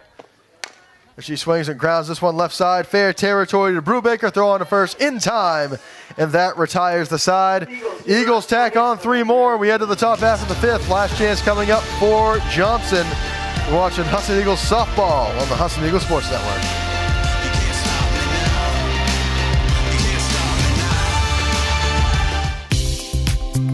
We're really excited for our new School of Technology and Innovation to prepare students for the jobs that don't yet exist. There's a degree in integrated technology and an extended reality. And what's exciting about that is regardless of your perspective and your passion, there's space to explore that within our programs. Husson cares about its students, and Husson cares about experiential learning and giving us those experiences to take into our future. STEM is precise, no margin for error. Dare to forget that. Dare to have fun with it. Get weird with it. Dare to send those old STEM theories flying past the neighbor's house into outer space. Dare to program something internet-breaking, record-breaking. Dare to blow their minds. Dare to learn the difference between sedimentary and metamorphic rock. Go find those rocks. Dare to keep daring. Dare to STEM. Check out She Can STEM to get started. Well, welcome back to Eagles softball, everyone. It's the Eagles leading the Johnson Badgers by a score of 19-0 as the Eagles look to close it out here in the bottom of the 5th inning. Of course, the NCAA rule is that 8-run threshold is the mercy rule, and the game will end after 5 innings. And as Biombi gets set to deliver the first pitch of the top half of the 5th inning, we'll send it up to Big E and Moons up in the booth. Thank you very much, Sam, as Sabrina Colon steps in to lead things off in this top half of the 5th. She takes ball 1 outside from Tatiana Biombi. Eagles looking to close things out here on the top of the 5th inning with a 19-0 lead. Here's the second offering. This is low, ball 2. It'll be Colon, Raposa, and Hefner due up in this top of the 5th. Johnson's been held just 1 hit today. Biombi has her sign, sets the 2-0. Outside half for strike number 1. And Biombi gets back in the count, 2 balls and a strike. Colon batting .069 from Plainview, New York. Here's the 2-1. That one misses low. Colon being pretty smart right here, not letting Biombi dictate where the strike zone's going to be. Instead, forcing Biombi to come to her. It'll be a 3-1 count for Colon. The pitch swung on, and this one's grounded right back at Biombi. She mishandles it, picks it back up, throw on to first, naughty in time, and Colon's going to reach on the E1 as Biombi couldn't quite gather it up. And Johnson has a base runner with no outs in this top half of the 5th. Looked like Biombi was torn between the decision if she's going to grab it with a glove or with her bare hand, and result allows Colon to make it first. So that'll go down as an E1 on the play as Jenna Raposa will come to the plate, struck out swinging in her only other at-bat today. Here's the pitch. That one misses outside and high, ball 1. Biombi's going to have to be careful. She loves outside fastballs. That's something also Raposa is a fan of as well. Eagles with a 19-0 lead, looking to make it 5 straight victories. Here's the 1-0. This one swung on and grounded left side foul.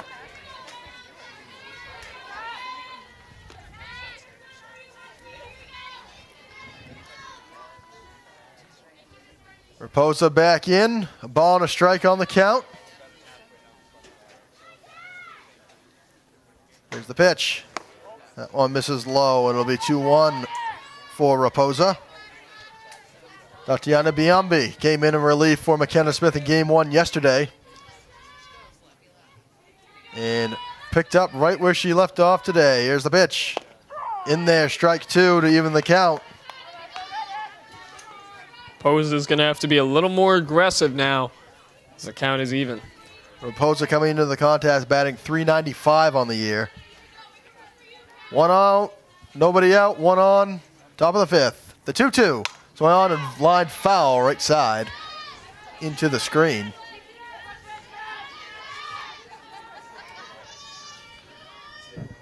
Raposa steps back in. Biambi trying to win the battle. 2 out, 2 balls, 2 strikes. The pitch. Swung on and grounded left side, fielded by Dorr. They go to first, second for 1. They're on to first. And did Gregoire get the pick? Yes, she did. And a beautiful pick from Gregoire on the stretch. And it's a double play, and that's 2 retired in this top of the 5th inning. What a play right there from Gregoire. Basically did a full-on split to be able to reach this one. Tremendous. So she grounds out on the 6-4-3 double play on a beautiful pick and stretch from Gregoire.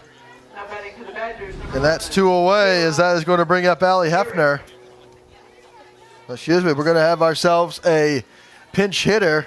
It'll be Kayla Eric from Essex Junction, Vermont, coming to the plate, representing the last chance for Johnson in this top of the 5th inning. Kayla Eric, 1 of 6, 3 strikeouts, a .67 average on base and slugging percentage. Biambi in the first offering. Swung on and missed. Strike 1 to Irk.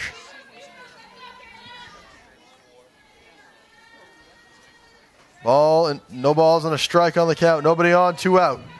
The pitch. Swung on and fouled back to the screen.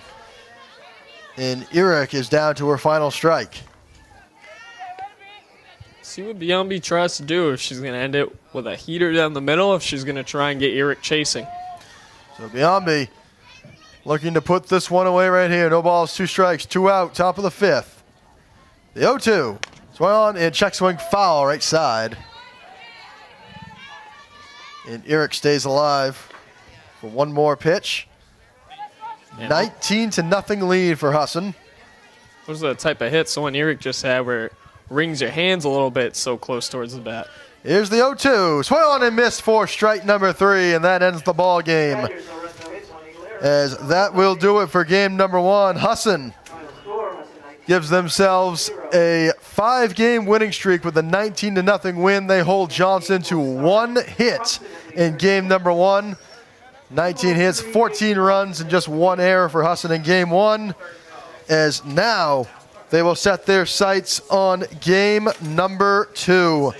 Coming up after as we are going to take a look, we'll take a look at some highlights from the game. Moons, first and foremost, you can't say enough about the pitching from McKenna Smith getting in the start. Struck out all 9 batters that she saw, 9 straight. Yeah, she did it yesterday and do it today. So 2 times a charm. She maybe have a 3rd one coming up in the future as well. All right, well, after the break, we will take a special look at a story that means so much more than just softball. We'll be right back from O'Keefe Field.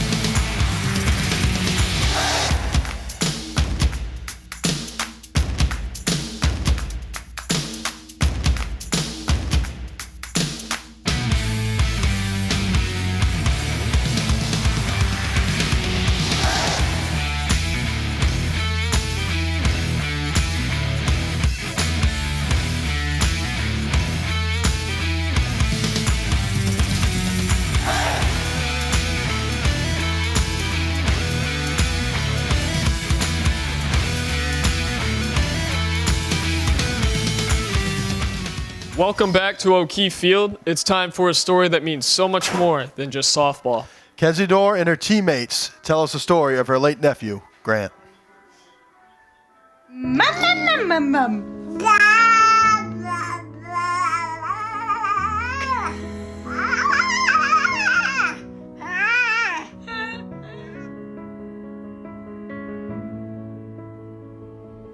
Grant Randall was my nephew. He was born on July 18th, 2020, and passed away on November 2nd, 2021. Right when he was born, we found out he had some unimaginable symptoms of things that we didn't know. We didn't know what was causing these things. Some of the things that he had were impaired vision. He couldn't see very well. He had loss of hearing, so he had blue hearing aids that matched his blue eyes. He had an enlarged liver with enzymes that were way over the limit. He couldn't talk. He couldn't walk or stand up on his own. So he had loss of muscle tone also. And Brittany and Brandon, so Brittany's my sister and Brandon's my brother-in-law. This is their son. Got a genetics test done to try to figure out what was causing all these issues. And we found out that he was diagnosed with something called Zellweger Syndrome. So Zellweger Syndrome is a syndrome that attacks the white matter of the brain's cerebral cortex, which allows the muscles and the organs to function properly. And when it's damaged, it doesn't do that. So that's what happened to Grant. And with that came seizures that he started to have and other things like his impaired vision, hearing loss. So right when we found out that he was diagnosed with this syndrome, the first person I told was my coach. I met with her the following day because I knew that she deserved to know what was going on, because I didn't want to be acting weird during practices or games and not have her know what was going on. I think that just wasn't professional and unfair to her and the team. So that day we came to the conclusion that the team deserved to know. And so I had to bring it up during practice because I knew if I did, I wouldn't make it through it. My initial reaction was, quite honestly, I was in shock. Just because I never expected anything this traumatizing and this unexpected news to come from Kenzie. You never really could see her going through something like this. I felt so sad, so terrible. I think my heart pretty much just dropped in my stomach when she told us. It's something you definitely don't want someone that you care about to go through. So I think pretty much all of us had a pretty similar reaction, but we were pretty sad about it. It was quite shocking to hear about something like this. I've had different things in my family that go on, and I know how hard it is and how much being a part of something that it's really super important to be able to bring your teammate up. So when we heard about that, I think we just knew what we needed to do and we did that. I would say they were all pretty upset, and I think they felt bad, not only for me, but for the rest of my family. I think they wanted to do as much as they could. I think everyone did who found out about it, even though there wasn't much they could do besides be there for me and my family, and I think that's exactly what they did.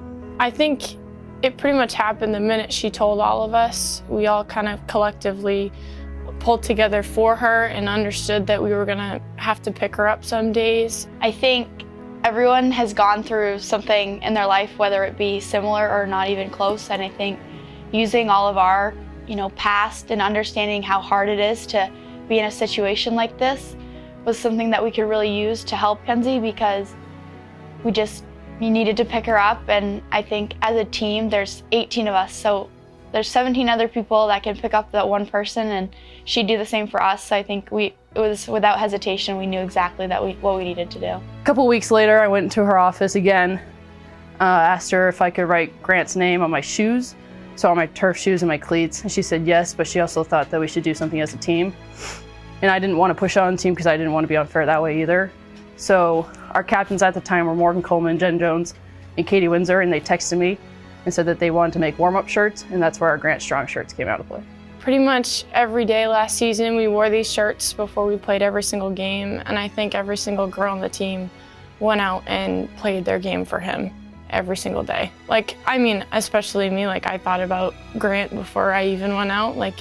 If he can be strong and if he can get through something like this, I can too. Putting on a shirt that says Grant Strong is just a reminder that you have right now and you have the life that you're living, and you get the opportunity to step on a softball field and be able to play. Grant Strong means to me, it's bigger than softball. It's bigger than the game, you know, like it's so much more.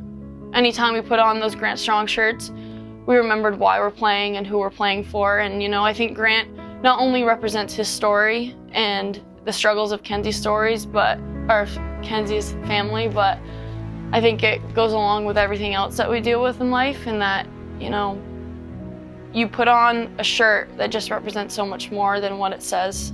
My teammates are my other family. I don't think they really realize to the extent how much I appreciate them for everything they did. So with them by my side and always with me is what pushed me to be a better person, a better player, and I think that's what kept me going through this hard time. Kenzie's always so happy and giddy all the time, and she's kind of like the heart of the team some days. So I think she is such an incredibly strong human, and her family is so strong, and I'm so terribly sad that this happened to them. I just want people to know that I don't think his syndrome defined him. I think that, yes, it was a big part of his life, and it's what really ruled his life at that time, but I think what really defined him was the strong fighter that he was and how he got through everything he went through. The amount of ER visits he had, the amount of times where my sister had to go with him, and the amount of times he was lethargic and really couldn't do anything. The amount of fight that little boy had was amazing, and I think the unconditional love that people got from him is also something that defines him. Even though he couldn't really do much, I think he really brought people together, and he really brought this community together, so I think that's what defines him, and Zellweger Syndrome doesn't. So I think that it's a disease that people need to be aware of and that should be brought to people's attention because of how deadly it is. Most kids don't live past the age of 1, and some who do don't make it past much longer than that. So I think Grant did defy the odds, but the time we had with him was special, but we still think he deserved more than that. I think that they're both incredibly strong people. I think it's crazy what he had to go through in the short life, but you know, he was so happy every time I saw him. He always had a smile on his face, and you would never know that anything was wrong, and he just really took life and really ran with it as much as he could in the short time that he had. Being able to watch my family come together was really special for such a hard time, and being able to watch Vera be the great big sister that she was to him. She's gonna turn 4 in June, so I think being able to watch her go through that was terrible, but also very special because she does know what happened, and she does know that he's in heaven, and we all know that he's in a better place. So, you know, I'm thankful that he came into our lives, and I think that just being able to rely on everyone and having the community come together is what shaped me into the better person that I am today. I just want to tell Grant that I love him and that I know he's always with me, and I hope people take this as a way to learn that life isn't guaranteed and that you should take every day as it's your last, and time is precious.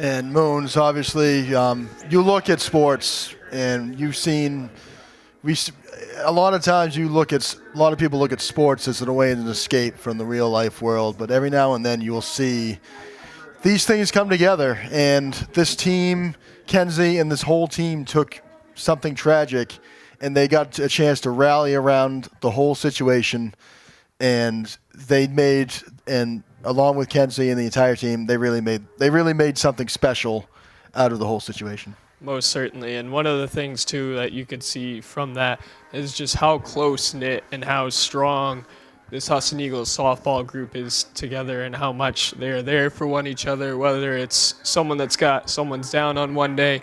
You saw how many times each teammate was picking each other up. It's just truly remarkable to see how close and how truly this is a family that we see on the sports field under Diane Ramsey. Husson Eagles softball returns after this.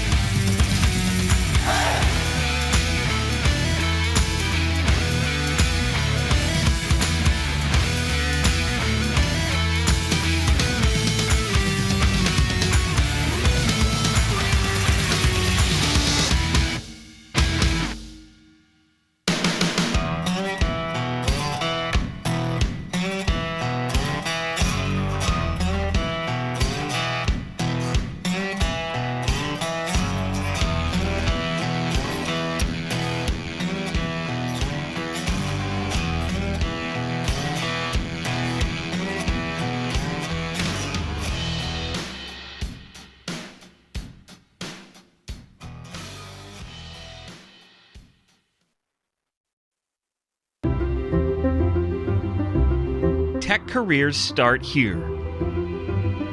Extended reality, integrated technology, computer information systems, software development, web design and development. Learn to create innovative solutions with cutting-edge technology at Husson University. The following is a presentation of the New England School of Communications at Husson University. I want it now and I ain't never gonna back down. I want it now and I ain't never gonna back down.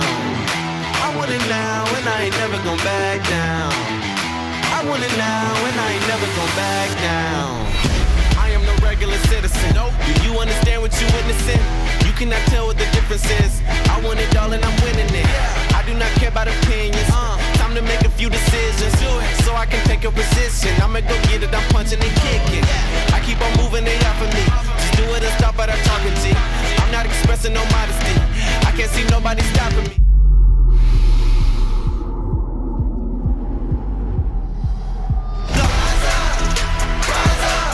Now I gotta rise up, rise up. I want it now, I gotta rise up, rise up. I want it now, I gotta rise up, rise up. I want it now, I gotta rise up. We're back here from the O'Keefe Field on the campus of Husson University for game number 2 of our Sunday afternoon North Atlantic Conference doubleheader featuring the Husson Eagles and the Badgers of Northern Vermont University at Johnson. Back with you here this afternoon alongside Alex Mooney. I'm Ethan Snow. Sam Tracy down at field level this afternoon. And if you're just joining us, the Eagles coming away with a massive victory in game 1 this morning. As we're going to send it down to Sam Tracy, our man, field level. Sam? Thanks, fellas. I just got confirmation from the Eagles coaching staff that Tatiana Biambi is your Game 2 starter, picking up right where she left off in game number 1. She'll get the start for the Eagles, and it looks like there might be a call to the bullpen early as Jen Jones might be called upon to close it out. Thank you very much, Sam. We'll check back in with you in just a little while. Tatiana Biambi in the circle, picking up right where she left off. Finished out game 1 in relief, the final 2 innings, taking over for McKenna Smith. And the Eagles lineup, defensive lineup looks like this. Mackenzie Wendelkin will be doing the catching for Biambi. As we're going to take a look back at game number 1 where the Eagles using offense to get things going. But first it was McKenna Smith striking out all 9 batters she faced in 3 innings of work, all of them swinging. Made easy work in one trip down the order. And of course, Smith, the transfer, we talked about her a bunch this weekend, Moons. She's just been pitching lights out on this Eagle squad. Yeah, she's really made a smooth transition from St. Anselm all the way into Husson.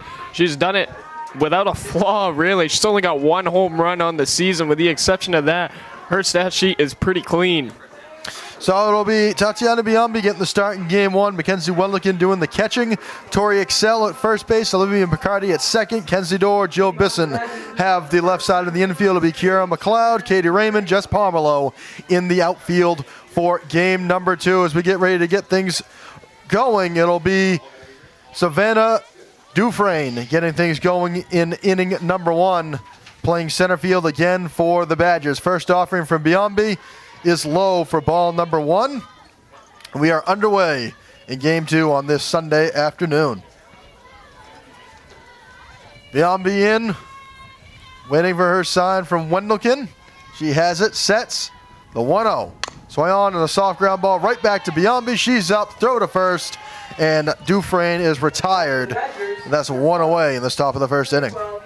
Biambi, great reaction time right there. She had a hiccup at the end in that last matchup against Johnson where she bobbled it, trying to figure out what decision she was going to make. Great job committing to the first thought. Evie Brubaker steps in now, playing shortstop for Johnson in game number 2 as she takes ball number 1 low in the dirt.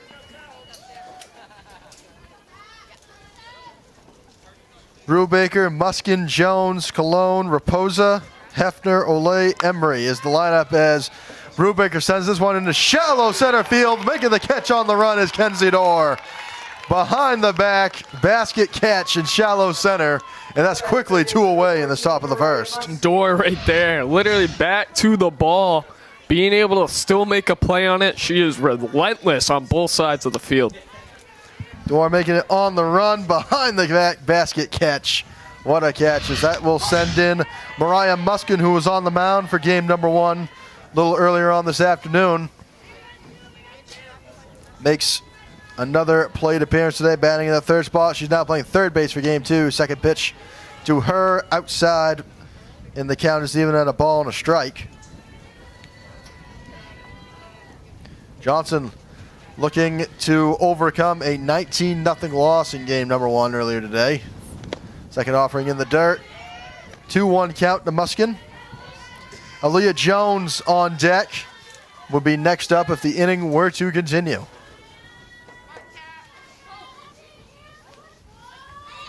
Here's the 2-1. That one inside, and it's a hitter's count for Muskin.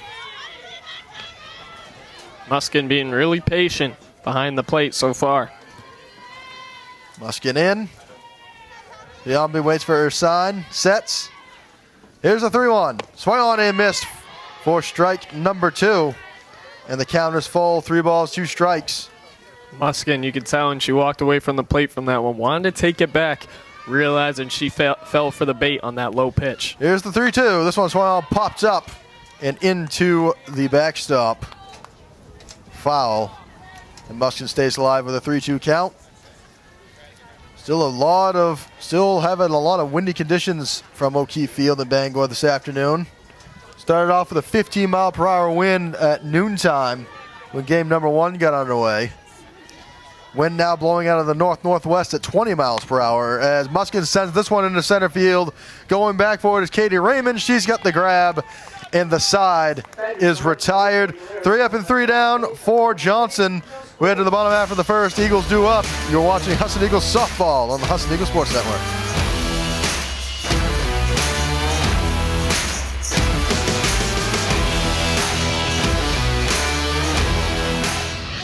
There was an old woman who lived in a shoe.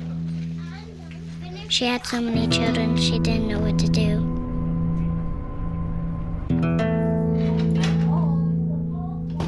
She gave them some broth without any bread and kissed them all soundly. Lights out. Good night. And put them to bed. Hunger is a story we can end. End it at feedingamerica.org. We're really excited for our new School of Technology and Innovation to prepare students for the jobs that don't yet exist. There's a degree in integrated technology and an extended reality. And what's exciting about that is regardless of your perspective and your passion, there's space to explore that within our programs. Husson cares about its students, and Husson cares about experiential learning and giving us those experiences to take into our future. Back here from O'Keefe Field, Alexis Flusher in the circle, getting ready to get the bottom of the first inning underway for the Johnson Badgers from El Cajon, California. 7 appearances, 5 starts. She is 1-4 on the year. 5 complete games, 27.1 innings pitched, 56 hits, 42 runs, 26 of those earned, 4 walks, 20 strikeouts for a 6.66 ERA. And she will face the top half of this Eagles order. It'll be Katie Raymond batting leadoff today in game number 2. Man, talk about a climate change, going all the way from California to northern Vermont, going from nice sunny beaches to freezing winters. Fisher not letting the breeze bother her either. Sleeves rolled up on the jersey. And here's her first offering. That one misses high, ball 1 to Raymond. The Raymond, Kenzie Dorr, Olivia McCarty all due up in this bottom of the first inning. Final game of the weekend from O'Keefe Field. Fisher sets. 1-0. Swing on, and this one's popped up right side. Coming under it is Raposa. She makes the grab, and Raymond is retired, and that's 1 away in this bottom of the first. Raposa's been stout over there at first. Had to come off the bag a few times, grab a few pop flies. However, she's also had great stretches. And that'll send in Kenzie Dorr. Getting the start at shortstop for game number 2. She started over there in game number 1 earlier on this afternoon. She steps in for the first time in game number 2. Flesher, first offering. That one in there, outside half, strike 1 to Dorr. Kenzie Dorr, not really a fan of those high outside top corner strikes. So Dorr back in. Flesher has her sign. Here's the 0-1. That one misses high and away.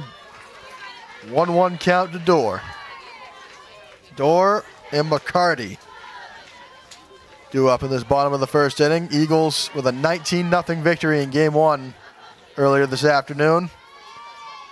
Looking to start the conference season 4-0. Here's the 1-1. Swung on and fouled to the screen.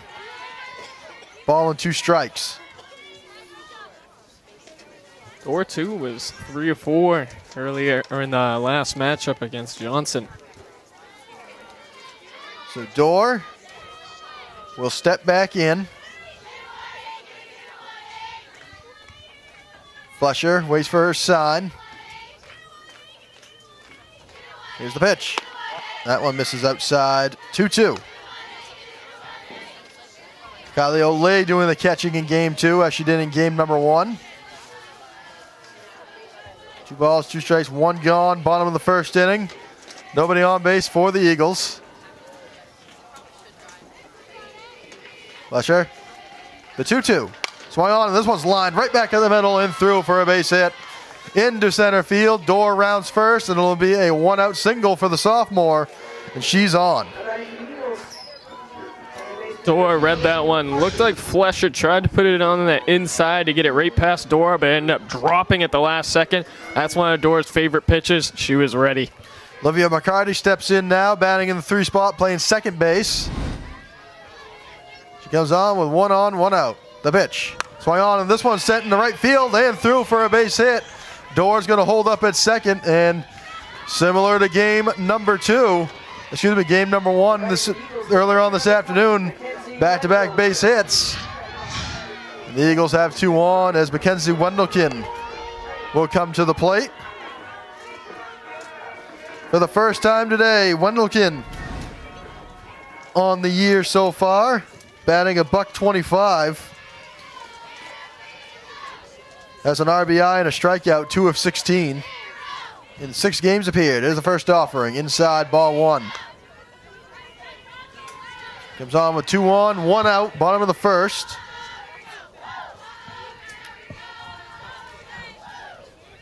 From Stuyvesant, New York. First-year player. Flesher has her sign, sets. 1-0.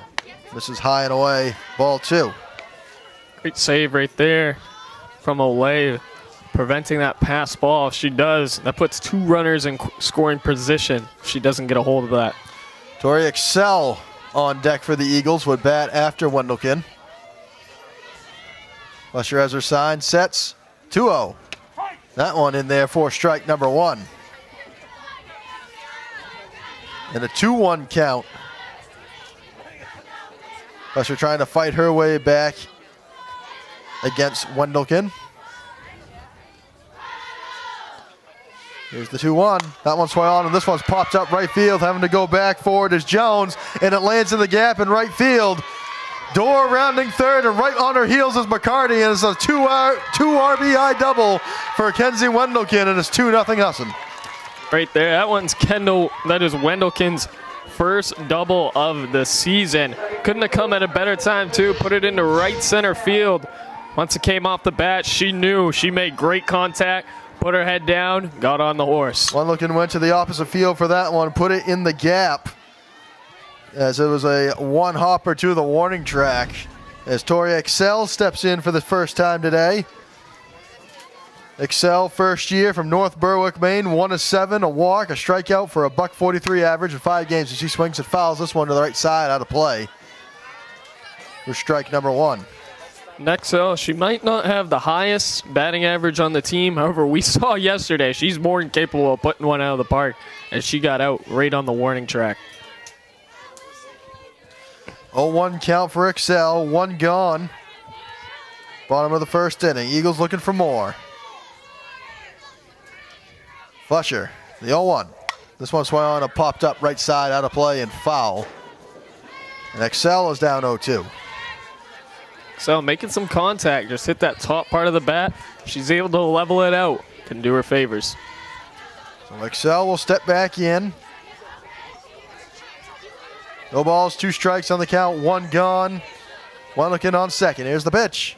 Swung on and fouled back to the screen. And the count remains 0-2 for Excel.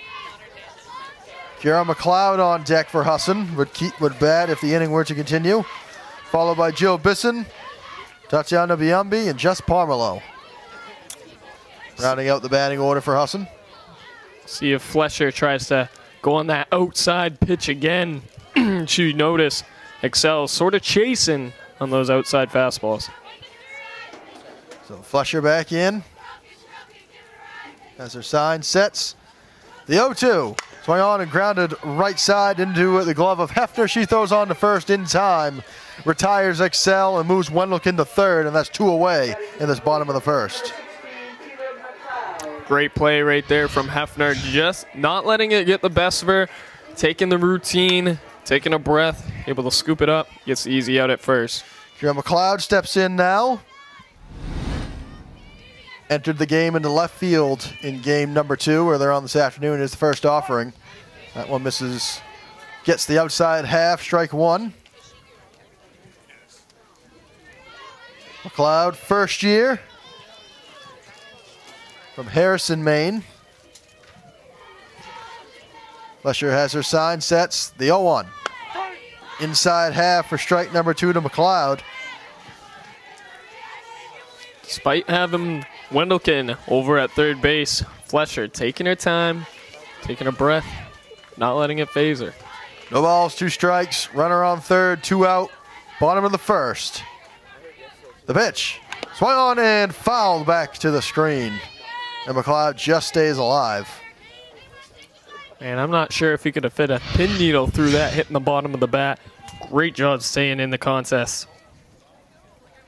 So no balls and 2 strikes on the count.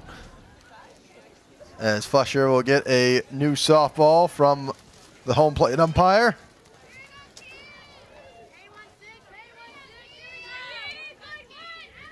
No balls and 2 strikes, 2 gone. Bottom of the first inning, Eagles up 2-0. With 3 hits this inning alone. The 0-2. Swung on, and this one's lined in the left center field, and that's down for a base hit. Wendelken scores with ease. McLeod rounding second, and she's going to try for 3. Rounding second, and she'll be in the third base standing with an RBI triple, and it is 3-0 Husson. McLeod notching her first triple of the season for her on that hit. That one all the way back to the warning track in the gap, as that's going to send up Jill Bisson for the first time in game number 2 with 2 out, and a chance to make it a 4-0 Husson lead. Bisson, the junior from Gardner, Maine, batting $143 coming into today. Fletcher has her sign. The first offering, inside, ball 1. Tatiana Biambi on deck. Would bat try to help her own cause if the inning were to continue.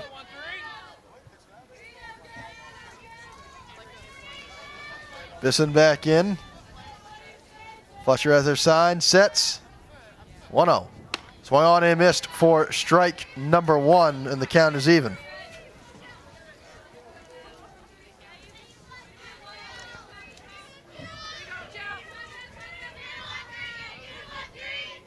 Bisson back in.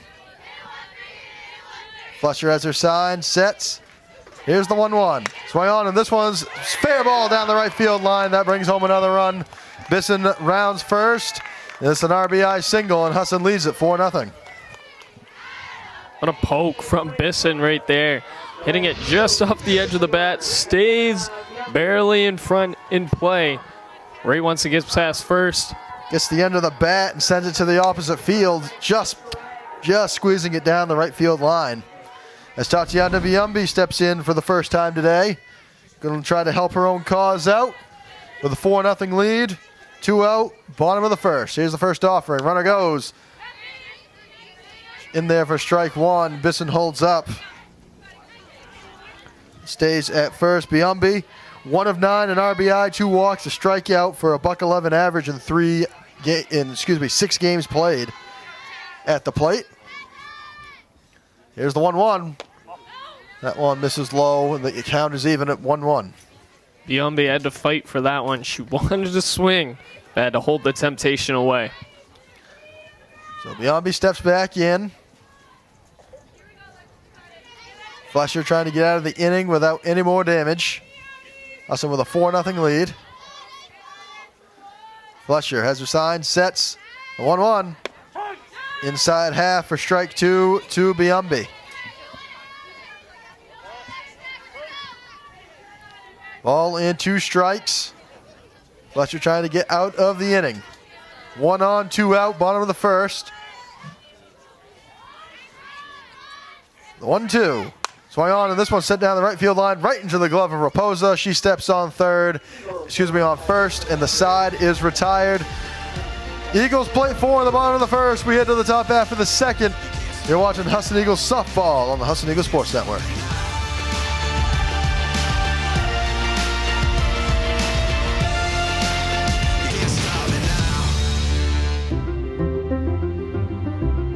Tech careers start here. Extended reality, integrated technology, computer information systems, software development, web design and development. Learn to create innovative solutions with cutting-edge technology at Husson University. STEM is precise, no margin for error. Dare to forget that. Dare to have fun with it. Get weird with it. Dare to send those old STEM theories flying past the neighbor's house into outer space. Dare to program something internet-breaking, record-breaking. Dare to blow their minds. Dare to learn the difference between sedimentary and metamorphic rock. Go find those rocks. Dare to keep daring. Dare to STEM. Check out She Can STEM to get started. Husson University, preparing students for professional careers in business, criminal justice, health, technology, and communication since 1898. Husson.edu. Back here from O'Keefe Field, top of the second inning. Husson with a 4-0 lead, getting ready to see the 4, 5, 6 batters in the Johnson lineup. Alongside Alex Mooney, I'm Ethan Snow. Sam Tracy down at field level today, as Aaliyah Jones gets ready to step in for the first time in Game 2. Playing right field for the Badgers. Tatiana Biumbi in the circle. First offering, bounced in the dirt, ball 1.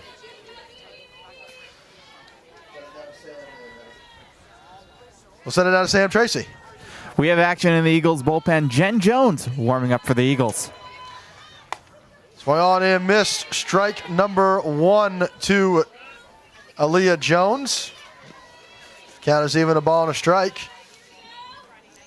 We'll see Jen Jones within the next inning or two. Here's the 1-1 from Biumbi. That one just misses outside. 2 balls and a strike. Biumbi too. She's done well in the closing innings of a last match and the openings of this game. Here's the 2-1. That one in the dirt. Hitters count for Jones. Johnson held to just 1 hit in game number 1. Jones batting .289 coming in today from out in Aurora, Colorado. Here's the 3-1.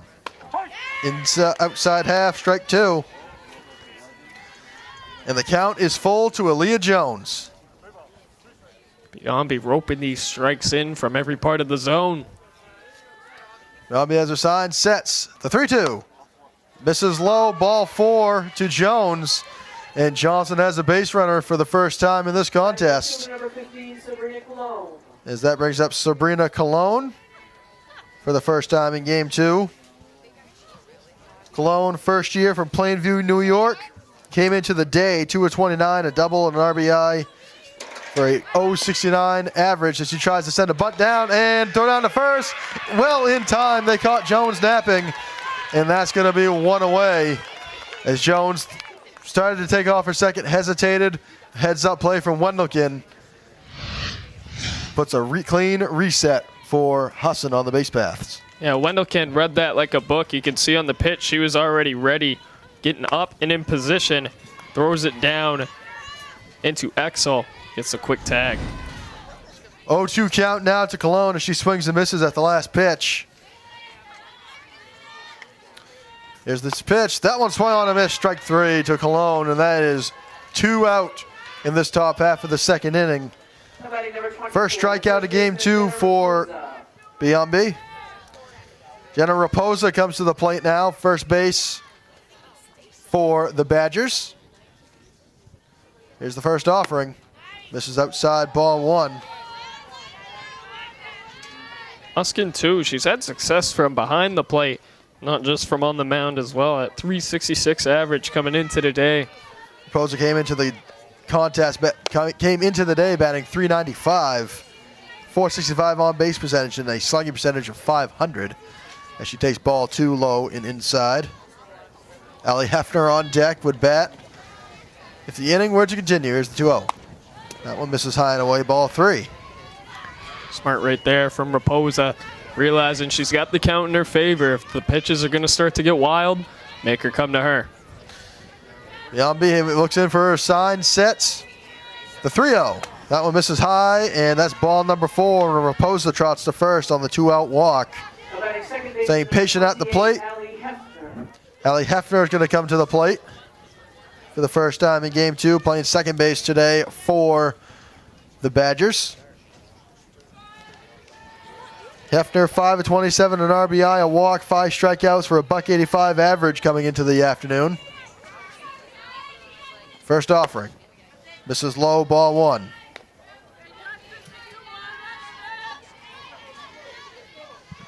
Hefner from El Cajon, California. First-year player for this Johnson squad. Here's the 1-0. That one swung on and a slough ground ball right back to Biombi. They're going to go to second for the force out, and that retires the side.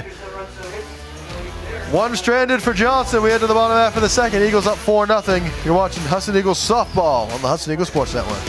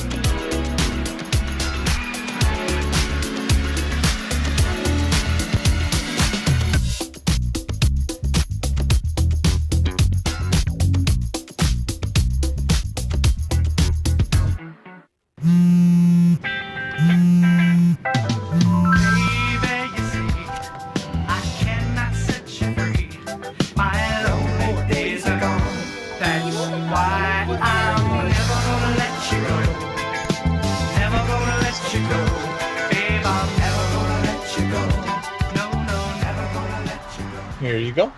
Thank you. Thank you.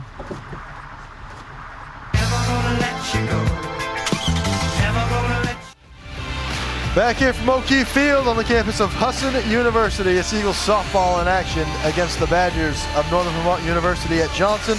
Got some score updates from just up the interstate in Orono, where Linden and Umpy are playing a doubleheader. Linden took game number 1 of the doubleheader, 7-3 the final, and they currently lead Umpy 2-0.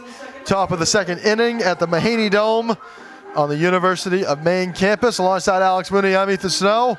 Sam Tracy down at field level as Jess Pomerlow gets ready to step in to lead off this bottom of the second inning. Eagles with a 4-0 lead, looking for the 4-game weekend sweep of the Vermont teams.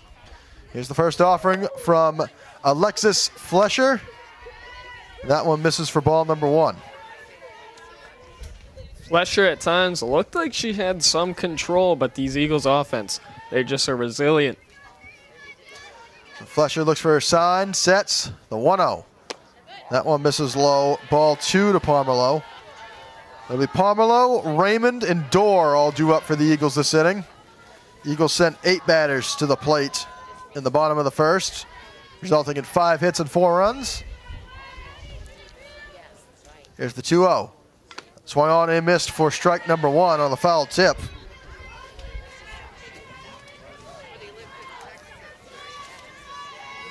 Pomerleau back in. Pomerleau, sophomore from Greenville. Here's the 2-1. Swung on and missed for strike number 2. And Fletcher comes back into the count. 2 balls, 2 strikes. If Johnson doesn't come back in this matchup, it's going to be a little difficult weekend. Everybody coming out with a conference win with the exception of Johnson. So Pomerleau back in. Fletcher sets. 2-2. Swung on, and this one's popped up right center field. That one going all the way back to the warning track. And Pomerleau rounds second. She's headed for 3, and she slides safely into third base with a triple to lead off this bottom of the second inning. Man, the wheels that she has on that are crazy. She just got right up on the horse. Second that ball hit the fence, she knew she was tailing second. Right when she comes to third, slides right up. Great play. That one had a bunch of carry out to right center field. It lands at the base of the wall. As Katie Raymond steps to the plate for the second time today, she popped up to first base last inning as she takes strike number 1 on the outside half. Pomerleau on third after the triple. Nobody out. Bottom of the second. Eagles up 4-0, looking for more. Fletcher has her sign, sets. The 1-1. Swung on, and this one set to the other side. Good diving stop made by Brubaker. Throw on to first, not in time. Pomerleau scores on the play, and it makes it 5-0. But a good effort over there by Brubaker to keep that in the infield. Yeah, Brubaker dove, hit the dirt, able to put the glove out and corral the ball in, just not able to get Raymond out in time. Infield signal for Raymond as Kenzie Dorr comes to the plate. Dorr singled and eventually scored back in the first inning. Here's the first offering. In there for strike number 1 to Kenzie Dorr. Olivia McCarty on deck would bat next. Flusher back in, waits for her sign, shakes one off. Has it. The 0-1. Swung on, and this one's lifted up to center field pretty well. That one's drifting all the way back, and you can kiss it goodbye. 2-run home run, Kenzie Dorr, her second of the season, and it makes it a 7-0 lead for Husson as it brings home Katie Raymond and make that 2 RBI for Kenzie Dorr in this game number 2. Man, a week ago, we were asking ourselves, how come Kenzie Dorr hasn't hit a home run yet? A week later, she finds herself added with 2 triples and finds her second home run of the week. That one was launched. That one in the same location as she sent her first home run of the season out back on Wednesday against St. Joseph's College. And a 7-0 lead for Husson on the 2-run shot from Kenzie Dorr as Olivia McCarty comes to the plate. McCarty singled and scored her last time up in the first inning. I wonder, too, what Fletcher and Olay were thinking. They shook off that first sign and wanted that second one. That second one, clearly Mackenzie Dorr. She was ready. Dorr took that one for a ride, and Husson has blown the game open at 7-0. Still nobody out in this bottom of the second inning. So McCarty in with a fresh slate. Here's the first offering from Fletcher. That one high and inside, ball 1. McCarty came into the afternoon batting a .111. Pembroke, New Hampshire is the hometown for the sophomore.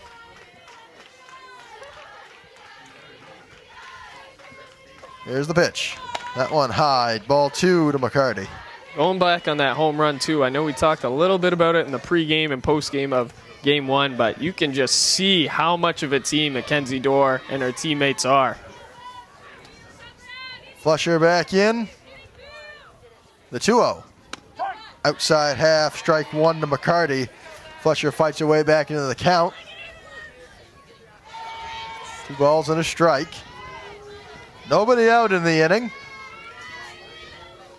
Pomerleau led it off with a triple, scored on a Raymond single as Bacardi sends this one out into right field into Justin, tucks it in fair territory in right field. The underhanded catch can't be made by Aaliyah Jones, and Bacardi is on base with what will be an E9. Looked like a miscalculation right there from Jones. Always a tough one when you have this happen. Tried to get it out, put it into the web, instead fell right into the center of the palm. That one cannot feel good. So Kenzie Wendelken steps in now for the second time today. Had a 2 RBI double her last time up in the first inning. Batting in the 4 spot. Here's the first offering. That one's in there for strike number 1.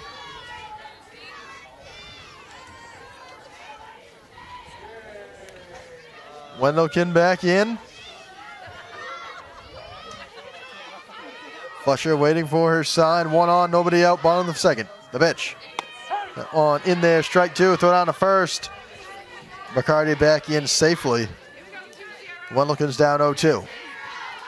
Looked like McCarty was caught sleeping for a millisecond or two while Lay tried to fire it in. Wendelken down 0-2 in the count. Here's the pitch. Swung on and missed for strike number 3, and that's a big first out for Johnson. First retired of the inning. That's got to feel good right there if you're Fletcher. She was in a little bit of a groove for a moment there. However, these Eagles offense, they just do not go to sleep. Tori Excel steps in now, batting $143 coming into the afternoon. First-year player playing first base. Here's the first offering from Fletcher. Swung on, and this one's popped up onto the roof of the press box. Good thing we got a window right there because that was coming right towards KO territory. XL ground up to second base, her first time up in the first inning.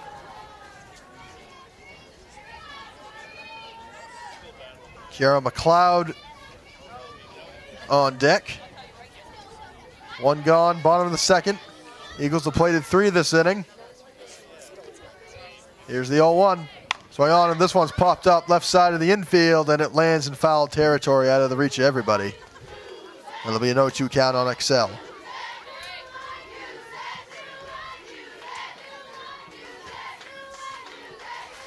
Husson looking to go up big. They put up a 19 spot in game number 1 earlier on this afternoon. Up 7-0 here. XL back in. Fletcher has her sign, sets the 0-2. Outside, ball 1. Fletcher tried to get XL to chase the outside pitch. She wouldn't take the bait. Mark up a ball and 2 strike count. Here's the 1-2. Swing on and line foul right into the Johnson dugout. Heads up over there on the right side of the infield.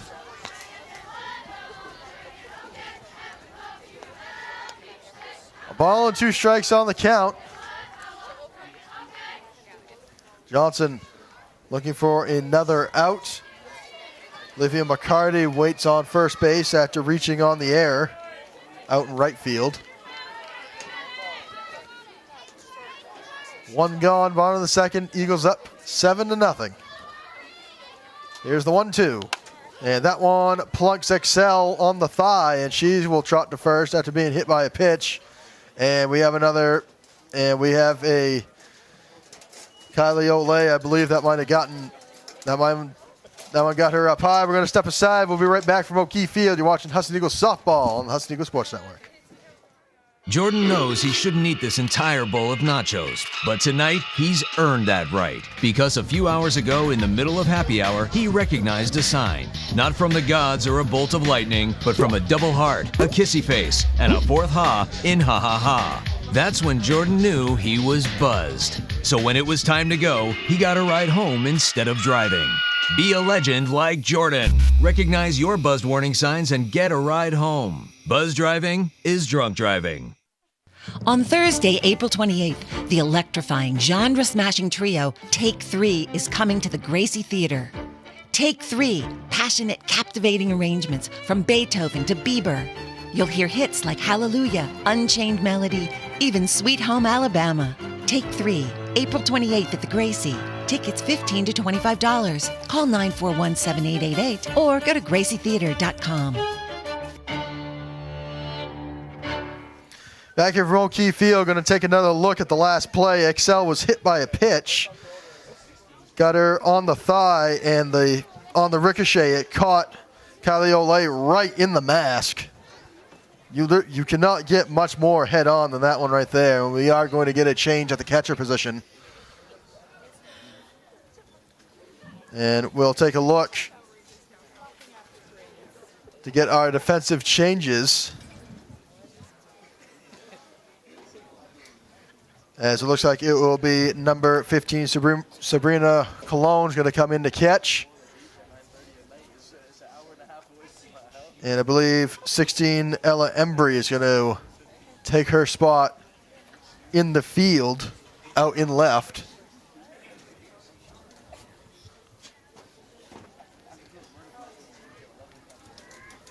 Johnson, not a very big roster, a young roster. Have one senior in Savannah Dufresne. The rest of them are mostly first-year players. Actually, we have one junior. Got one junior and one senior. And the rest of them are all first years. If you're just joining us from O'Keefe Field, 7-0 lead for Husson. As we're going to take a look at the upcoming schedule for Johnson. After today, they're going to head to SUNY Canton on Wednesday for a doubleheader. That'll be a conference doubleheader with the Roos. Then next weekend, they are going to head to Linden for a doubleheader. That'll be at 1 and 3, and then another doubleheader with Linden the following weekend on the 23rd.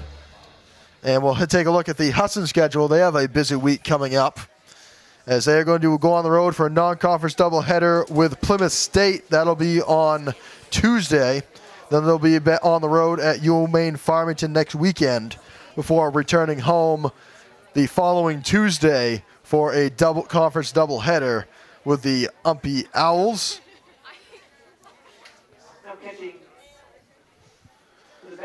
And as we're going to try to sort out all the defensive changes here, it looks like it's going to be out in right field. It'll be Ella Embry going to right field. Aaliyah Jones is going to go to left. Now catching will be Sabrina Cologne.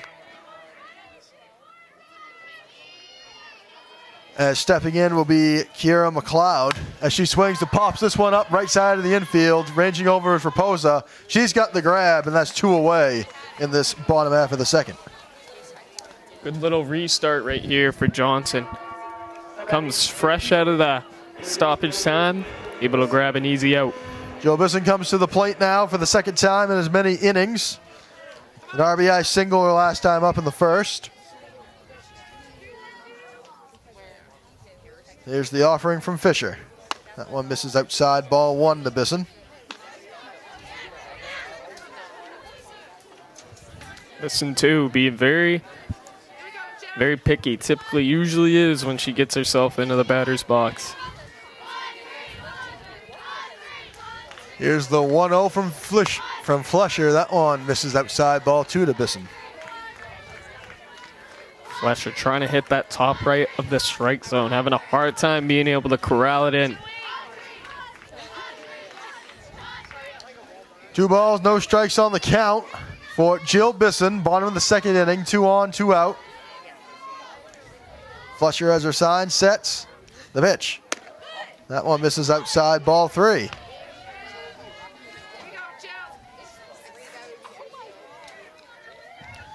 Aaliyah Jones now out in left field.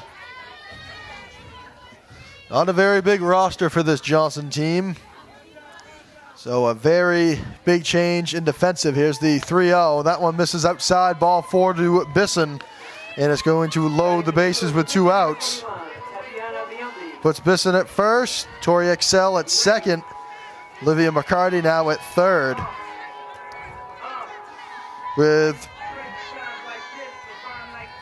Tatiana Biambi coming to the plate. She grounded out to first base unassisted to end the first inning. And here's the first offering. Inside half, strike one to the Eagles pitcher. Biombi too, she's only got 1 RBI on the year. Got 3 bases on. Great opportunity for herself to get some more in that part. Biombi, the 9th batter this inning to come up for the Eagles. So we'll circle back around to Jess Pomerleau, who led off the inning with a triple. Here's the pitch. That one misses outside, ball 1.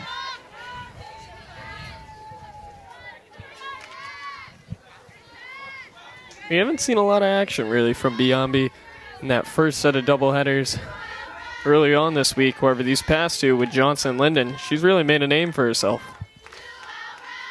Here's the 1-1. Swing on, and this one sent out to left field pretty well. Jones under it. She can't make the grab. 1 run is in. XL is going to score. Here comes Jill Bisson. she's going to score. And Tatiana Biombi slides into third base safely. But I believe what will be a bases clearing triple for Biombi. And the Eagles now lead it 10-0. She now finds herself, she had 1 RBI, now all the way up to 4. And you can see when she slid on that, the smile on her face from here. Good look at it, up in the zone, nearly belt high. And that one over the head of Jones in left field. And the Eagles up 10-0 as Jess Pomerleau comes up for the 2nd time this inning. She had herself a triple to lead off the inning and eventually scored. First offering. That one misses low. Ball number 1 to Pomerleau.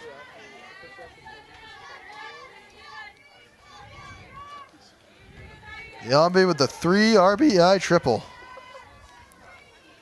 Biombi too, showing that Pomerleau is not one of the only few that has wheels. Biombi was riding second, and by the time Jones was able to get a hand on it, she was at third. 1-0 from Flesher is popped foul right side and out of play. Ball to strike on the count. You can see Flesher trying to help out Cologne over in the catching position, saying, hey, if you take it off this way, a little easier. So Pomerleau back in. 10-0 lead for Husson. The 1-1. Swing on, and this one's popped foul into the backstop. Now a ball and 2 strikes.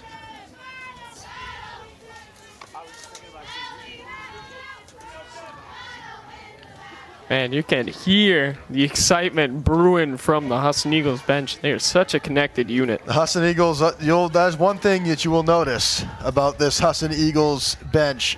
They are the most energetic group. They're the most energetic group I think I've ever seen for any sport. You're always going to see them out cheering, being excited as Pomerleau takes strike number 3 on the outside half. That retires the side. Eagles take a 10-0 lead with 6 runs this inning. We head to the top half of the 3rd. You are watching Husson Eagles softball on the Husson Eagles Sports Network.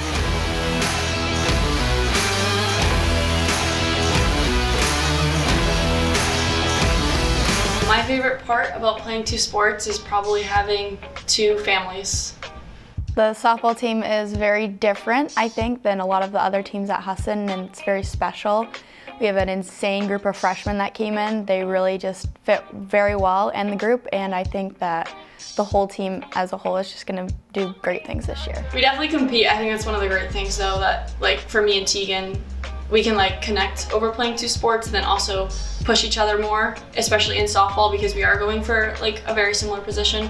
I think definitely you have to be able to keep an open mind going in and understand that they are 2 completely different teams because you're going to experience highs and lows in both. You might be in a high with one and a really down low in the other sport, and you have to be able to separate the 2, but also focus on your schoolwork because that's definitely the most important. So it is hard to balance, but if you really want it, you have to want it, and you can do it. Back here from O'Keefe Field, as we're going to take a look at the North Atlantic Conference rankings. Husson, of course, getting 2 victories over Linden yesterday and getting a victory over Johnson earlier on today. Linden, Thomas College, Farmington. Down through the rest of the standings. Alongside Alex Mooney, I'm Ethan Snow. Sam Tracy down at field level this afternoon. Top of the third inning, the Eagles have gone to the bullpen. It'll be the graduate student Jen Jones in the circle, getting ready to potentially close this one out for Husson. She will take on Kylie Olay as she swings and misses at strike number 1. Olay was catching, but took a ricochet to the mask, as she has now moved to the designated player position. Here's the 0-1. This one swung on and popped up shallow left field, and it falls in for a base hit into no man's land.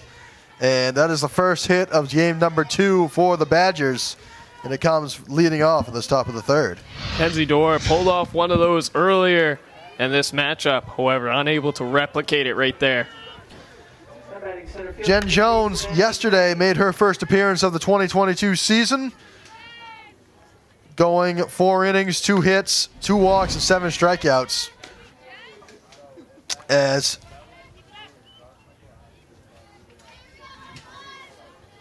Savannah Dufresne steps in. Strike number 1 to her. Second pitch outside, ball 1. Tell you what, Jones usually, with the amount of strikes she throws in the variety of places, it's almost like she's a painter with that zone out there. Jones back in. The pitch. Going on, and this one is a ground ball right side. Picked up by XL. She steps on third. That's 1 retired, but it does move up the lead runner. And that's 1 retired in this top half of the third inning. Always a difficult situation when you get a little pick a ball sent over to first. XL, of course, wanted to get the advancing runner out, however, he takes the easy option. So 1 retired as Dufresne grounds out unassisted to Tori XL. That brings up Eva Brubaker, as she swings and fouls this one off to the right side for strike number 1.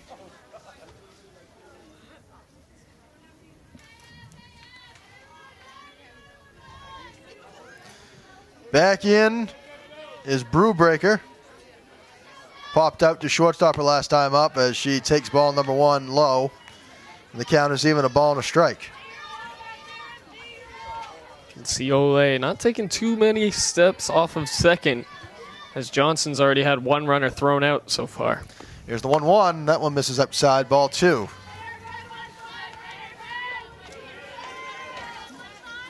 Jen Jones in her second graduate year of eligibility on this softball team. Here's the 2-1. Swung on and missed. Strike 2 to even the count.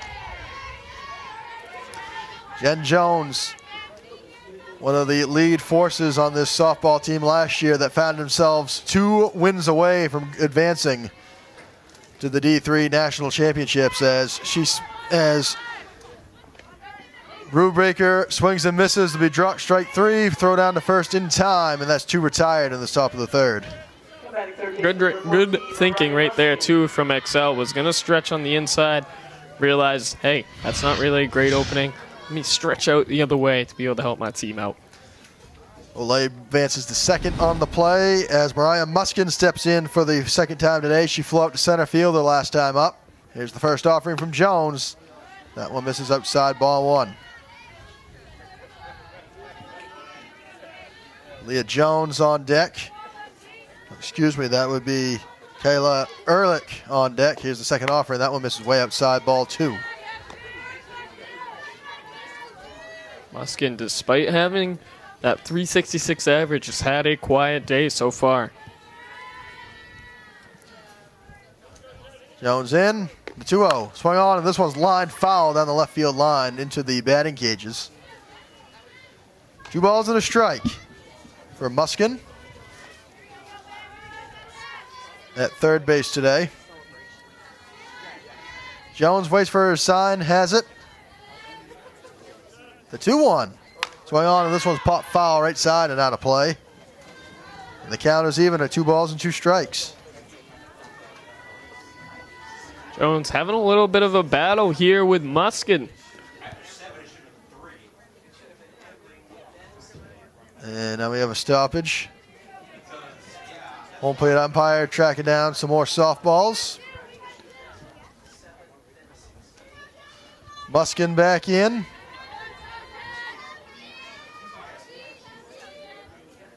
Jones in, looking for a sign. Here's the 2-2. Swing on, and this one's popped up right side and nearly caught in the stands right in front of us, but it falls foul out of play.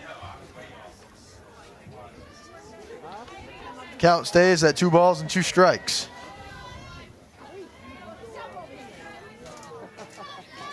Well, this has been a good battle right here. Jones in, the 2-2. Swung on and fouled off right in front of the plate. 2 gone in this top of the 3rd inning. Ole on base after reaching on a drop 3rd strike. Here's the pitch. This one swung on and grounded right back at Jen Jones. She throws over to first. Throw in time, and the side is retired. Johnson leaves a base runner stranded. We head to the bottom half of the 3rd. Eagles up 10-0. You're watching Husson Eagles softball on the Husson Eagles Sports Network.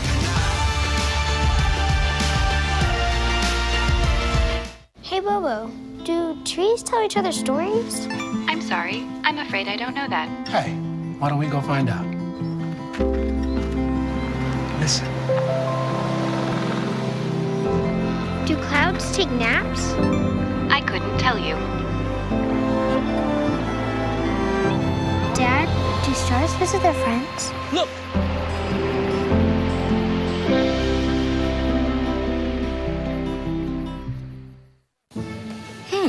Maybe you can make retirement happen. After all, you made her college years happen. Opening that education savings account when she was little. Spearheading a campus tour. And another, and another, and another, and another. Bam! Deciphering financial aid. She was like, what? But now she's like, you aced planning for college. Now get the tips you need to get on track at aceyourretirement.org. This broadcast is brought to you by the hardworking students of the New England School of Communications. We have some of our camera operators you can see all over the field, bringing you the action today to your homes.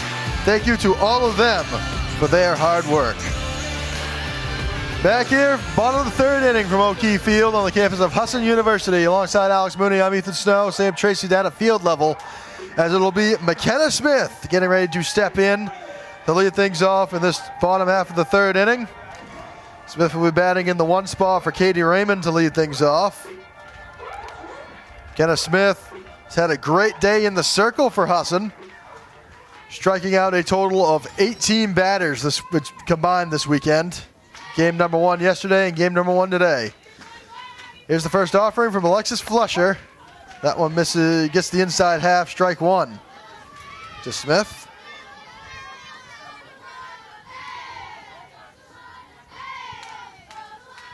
McKenna Smith at the plate this season, 6 of 40, a double, 2 RBI, 2 walks.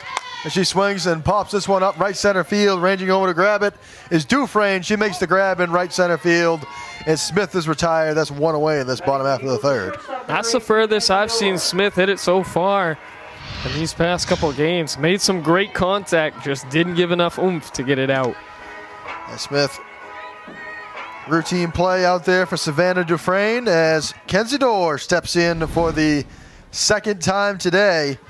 A single that scored in the 1st and the 2-run home run last inning in the 2nd. As that'll be strike 1 to Dorr. Dorr really starting to find her stride as we approach the midway point of the season. Here's the 0-1. That one misses high and away. Ball 1. Even the count, a ball and a strike. Dorr's such a patient hitter. She waits until she gets something that she can essentially hit, like it's swinging right off the tee. Dorr back in. Flusher has her sign, sets. The 1-1. That one outside half, strike 2 to Dorr. Olivia McCarty in the 3 spot also due up this inning. McCarty in, Flusher waits for her sign, has it.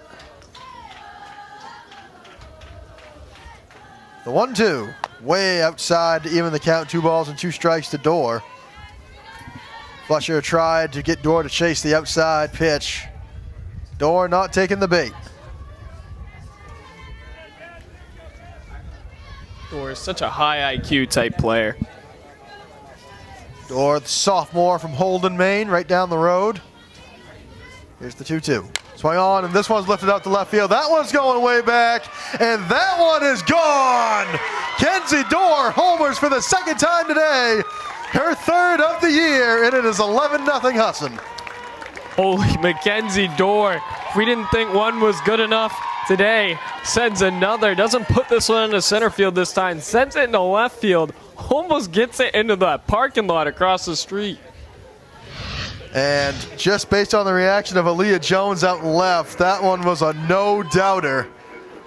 Absolutely crushed to left field for Kenzie Dorr. Her third of the year, her second of the day, her second in as many at-bats as well. That's twice in her past two at-bats. And it's 11-0 Husson as Olivia McCarty comes to the plate for the third time today.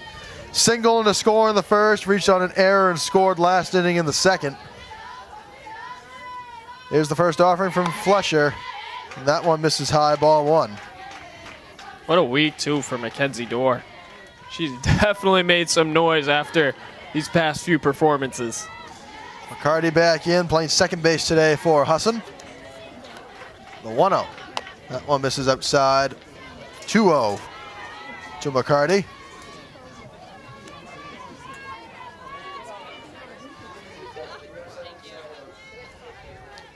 Send it down to Sam Tracy.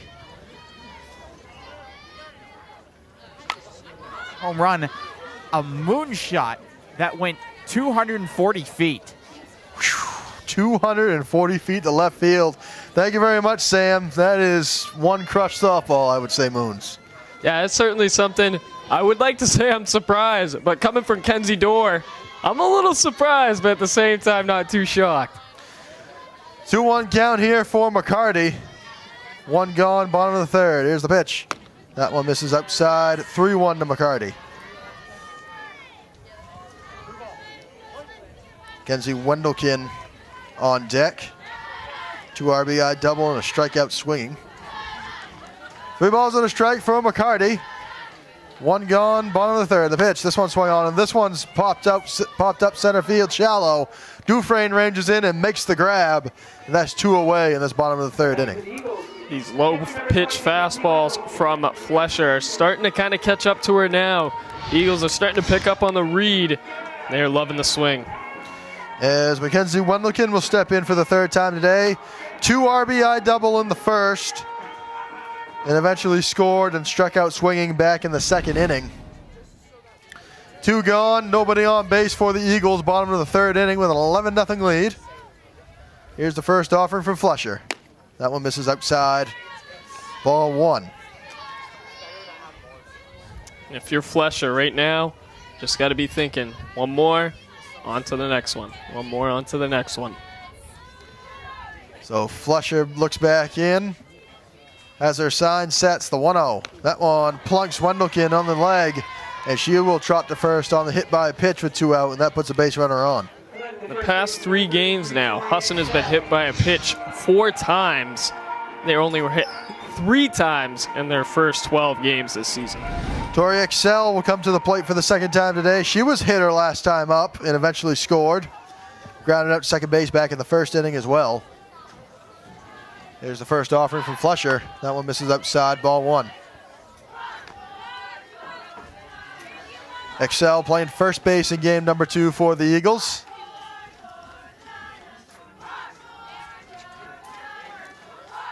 Fletcher back in. As her sign sets, the 1-0. Swung on and grounded right back at Fletcher. She throws on to first in time to retire the side. Kenzie Dorr with a solo shot to left field. Her second of the day gives the Eagles an 11-0 lead. You're watching Husson Eagles softball on the Husson Eagles Sports Network.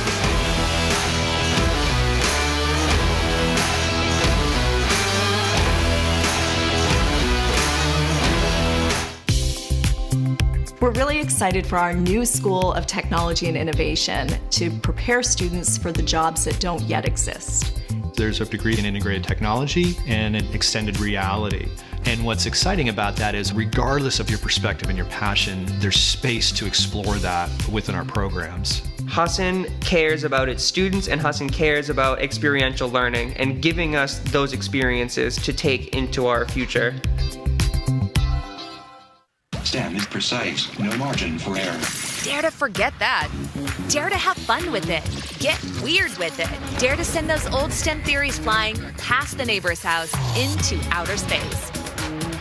Dare to program something internet-breaking, record-breaking. Dare to blow their minds. Dare to learn the difference between sedimentary and metamorphic rock. Go find those rocks. Dare to keep daring. Dare to STEM. Check out She Can STEM to get started. Back from O'Keefe Field on the campus of Husson University, top of the 4th inning, with the Johnson Badgers getting ready to come back up to bat. Eagles with an 11-0 lead. Alongside Alex Mooney, I'm Ethan Snow. Sam Tracy down at field level. Kenzie Dorr in the bottom half of the 3rd with a solo shot to go put the Eagles up 11-0. Jen Jones back in the circle for her, getting ready for her 2nd inning of work in this 2nd game. She got the start in game 1 yesterday, went 4 innings of 7 strikeout ball.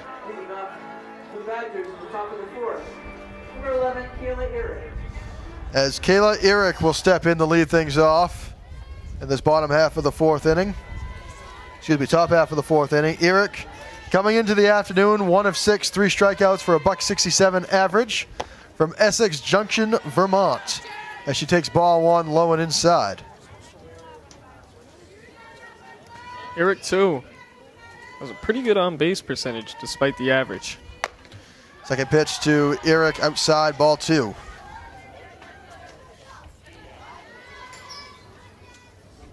I think, too, this rain has held off for the most part. 2-0 from Jones, swung on and missed for strike number 1. McKenna Smith has made her first appearance not in the circle in quite some time. She's now taken the spot out in center field.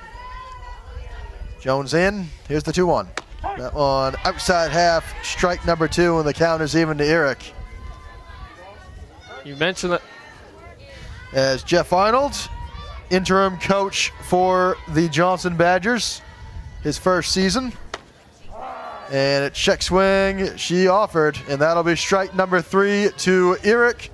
And that's 1 gone in this top half of the 4th inning. It's always difficult being an interim coach. However, he does only have 1 senior, we mentioned, 1 junior on the squad. Totally a clean sheet for him in retrospect to the season. Sabrina Cologne steps in now, and she checks her swing on a pitch high and in. Ball number 1 to Cologne. Struck out swinging her only other time up today, back in the 2nd inning. 0.69 average coming in today. She swings and misses at the 2nd offering from Jones. And the count is even at a ball and a strike. Jones just playing mind games right now. Here's the 1-1. Outside half for strike number 2 to Cologne. Jones so deceitful. Looks like it's going to go high or go outside, just tails right into that bottom corner. Here's the 1-2. That one misses low to even the count. 2 balls and 2 strikes to Cologne. Jenna Raposa on deck. Jen sets, delivers. Swung on and missed for strike number 3. 2 up and 2 down on strikeouts in this top of the 4th inning.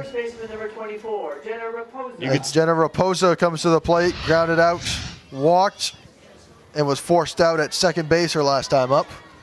You can see the confidence, too, from Jones. Just every time she pitches, makes her much different than the majority of the other pitchers in this knack. First offering to Raposa.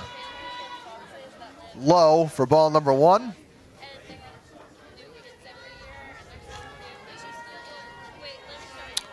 Ellie Hefner on deck for the Badgers. If her spot were to come up, here's the offering. Swung on and fouled back to the screen. Raposa does like those outside fastballs. Jones going to have to probably hit her with an off-speed. 1-1 count for Raposa. 2 gone, top of the 4th inning. Nobody on base for Johnson. The 1-1. That one gets the outside half for strike number 2. Raposa's going to have to be defensive now. She's down in the count. Jones looking to make quick work of this Johnson lineup. Here's the 1-2. Misses outside. The count is even. 2 balls, 2 strikes. Raposa will not chase the outside fastball. Good stop right there. 2 on the Eagles. Raposa back in. Jones sets the 2-2. Swung on and grounded foul left side. Raposa stays alive for at least one more pitch.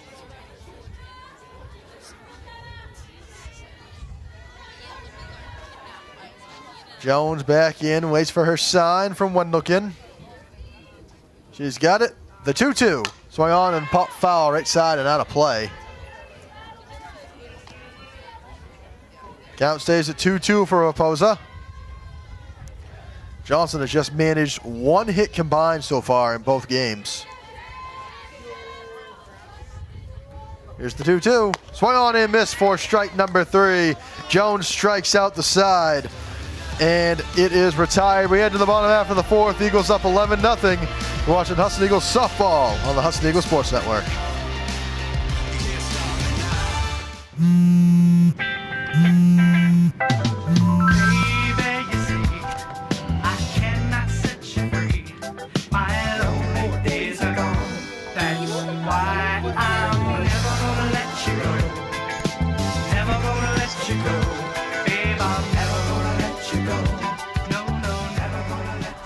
Here you go.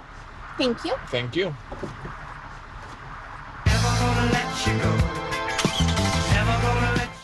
There was an old woman who lived in a shoe. She had so many children, she didn't know what to do.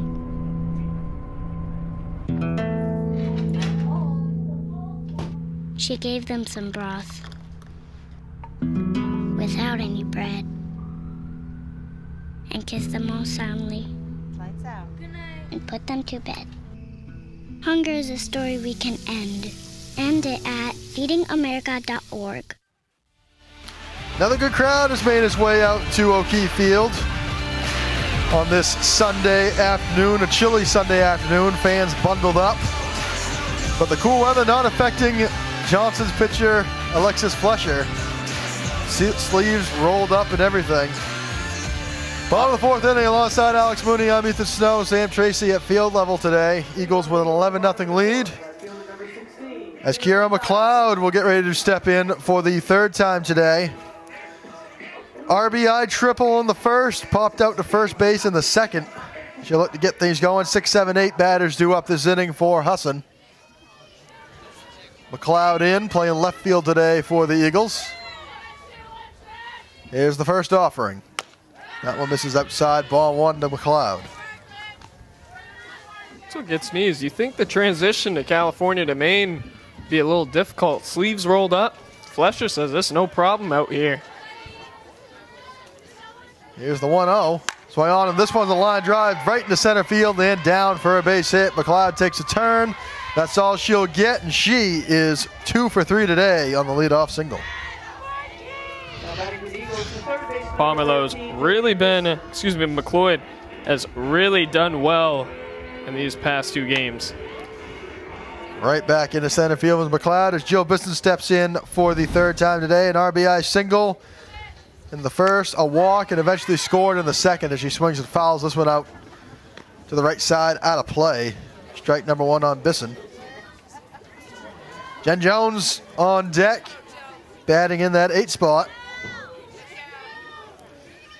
Would make her very first plate appearance of the season. Here's the 0-1. Outside half, strike 2 to Bisson. You can see too, Cologne just eyeballing McLeod down at first. Bisson back in, no balls, 2 strikes, nobody out, 1 on first. The 0-2. That one misses outside, ball 1. Bisson will not chase that outside pitch.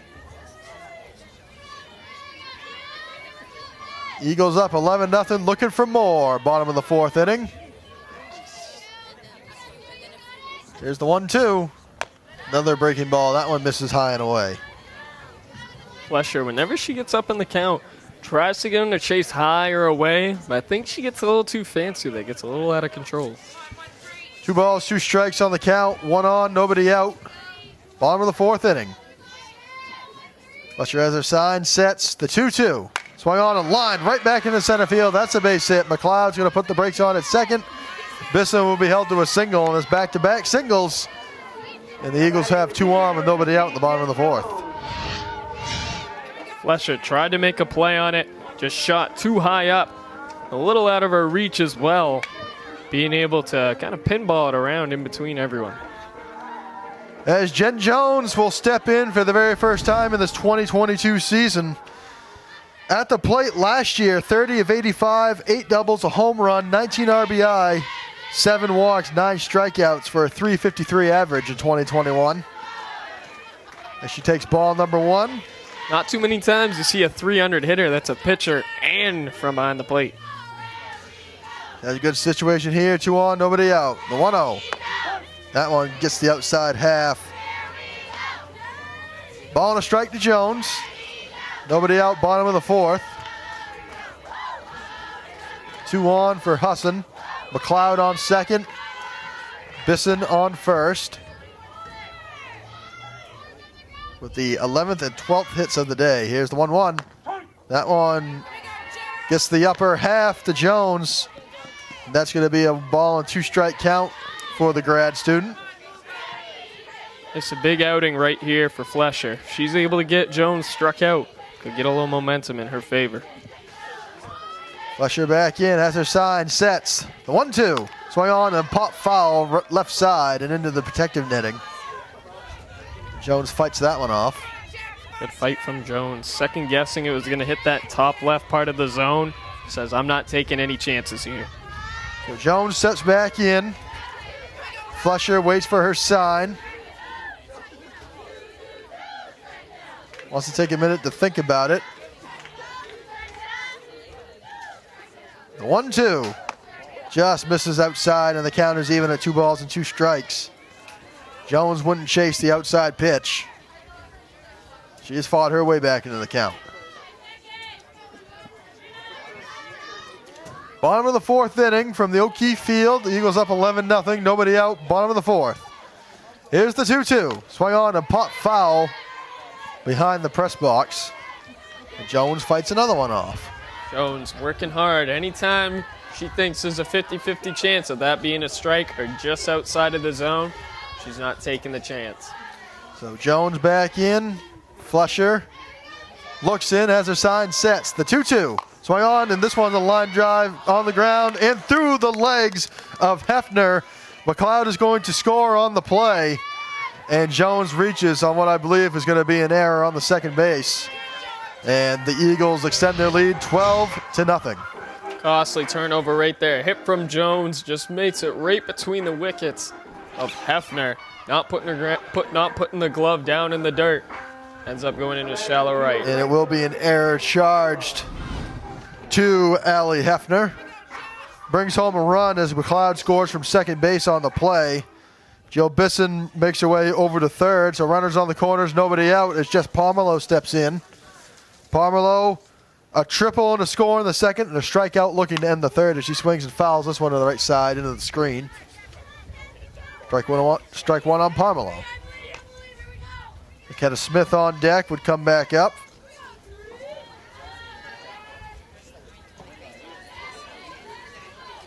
Pomerleau in. Fletcher has her sign, sets. The 0-1. Swung on, and this one's sent right at the second baseman Hefner. She gathers it up, throw on to second for one, and that's all they're going to get. It'll be an RBI for Pomerleau. She'll reach on the fielder's choice, and it's 13-0 in favor of the Eagles. It's difficult trying to rope a double play on the Pomerleau. They saw that the second she was running into first. They got that tag out on second base, but they aren't getting that double. So leaves one runner on for McKenna Smith. One gone, a much needed out for the Badgers as Smith steps up. She flew out to center her only other time up today. replaced Katie Raymond out in center field. Here's the pitch. This one swung on and set pretty well out to left center field, but ranging over to make the grab is Aaliyah Jones.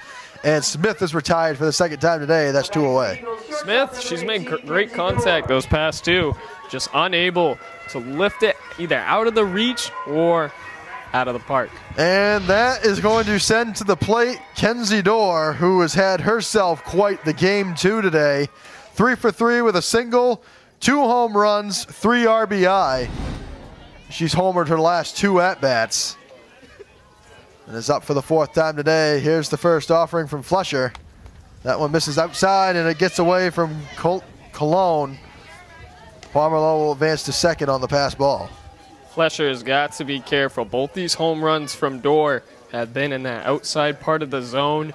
If you hit it on that inside, she's not going to be able to give as much power. So Dorr back in. She certainly had the hot bat today. Most of the weekend as well. There's the 1-0. That one outside half for strike 1 to even the count on a ball and a strike. Kenzie Dorr picks up where she left off yesterday, 3 of 6 with 2 RBI, and she tripled yesterday as well. Dorr back in, the 1-1, way outside, ball 2. I can't imagine they're going to give her anything that she's going to want to see. I mean, Flesher, I was going to say on that one strike that she's taken, Coach Ramsey said, swing at those. She loves that sweet spot in the zone. 2-1, that one misses outside, and it's a hitter's count for Dorr. On another pitch way outside. I've noticed too, when it drops, like when it's in that outside of the zone, starts to drop into that bottom right corner, that's money for her. Dorr in, 3 balls and a strike. The pitch. That one swung on, and that one sent out to right center field. Ranging under it is Dufresne. She makes the grab in right center, and the side is retired. Eagles played a couple more. They lead it 13-0. Last chance coming up for Johnson. You're watching Husson Eagles softball on the Husson Eagles Sports Network.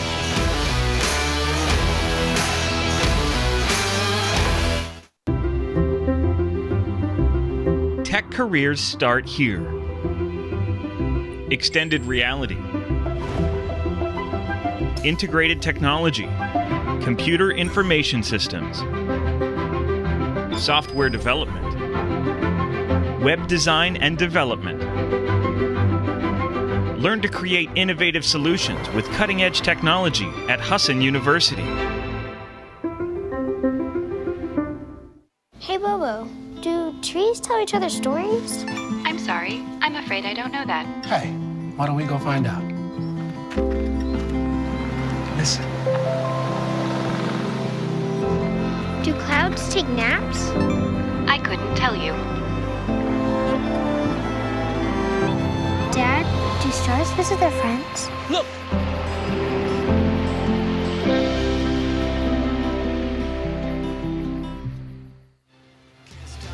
It's your future. Why keep it waiting? At Husson University, we're ready to help you take the next step in your education toward the career you've been dreaming of. Husson.edu. Back here from O'Keefe Field, last chance coming up for Johnson in the top of the 5th inning. Eagles with a 13-0 lead. Jen Jones in the circle looking to close things out. Here's the first offering to Allie Hefner, reached on a fielder's choice back in the 2nd inning. That's the first offering outside for ball 1. It'll be the 7-8-9 batters due up this inning for Johnson, as there's a swing and a pop-up foul out of play on the right side. Evens the count at a ball and a strike for Hefner.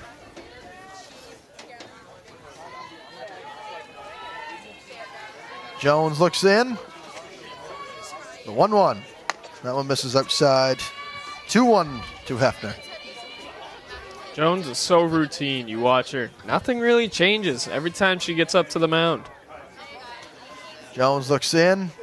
Here's the 2-1. This one swung on, and this one's sent to shallow right field.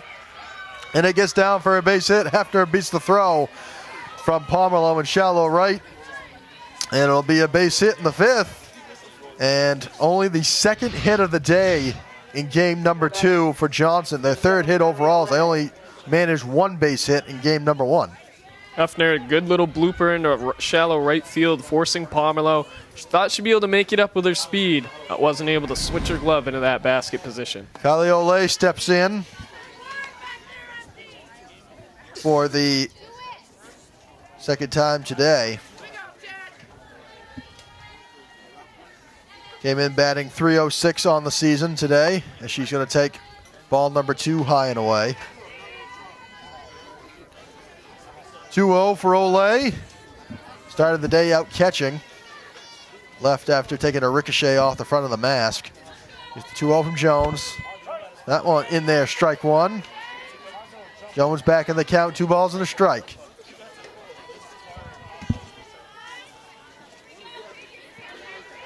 One on, nobody out. Top of the 5th inning for Johnson, needing some runs. Here's the 2-1. This one's swung on a line drive center field. McKenna Smith ranges in to make the grab, and that's one retired in the top of the 5th. That'll take a little bit getting used to. Saying McKenna Smith out in center field, that was quite the grab right there. I know she played some in St. Anselm.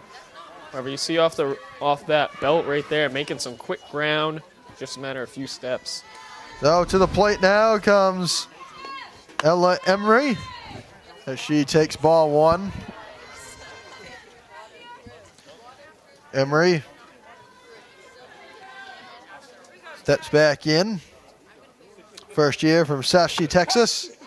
She takes strike 1 on the outside half, and the count is even at a ball and a strike. Embry 7-31, 7 hits, 6 strikeouts, a .226 average coming into the afternoon. Here's the 1-1. That one misses outside, ball 2. Jones, I think she's hoping Embry was going to give a little chop in action to that. It would be that way, hopefully get down in the dirt, see what she aims. So Jones waits for her sign, has it. The 2-1. Swung on, and this one set to right field, but foul down the right field line as it tails at the last minute. And the counter's even at 2 balls and 2 strikes.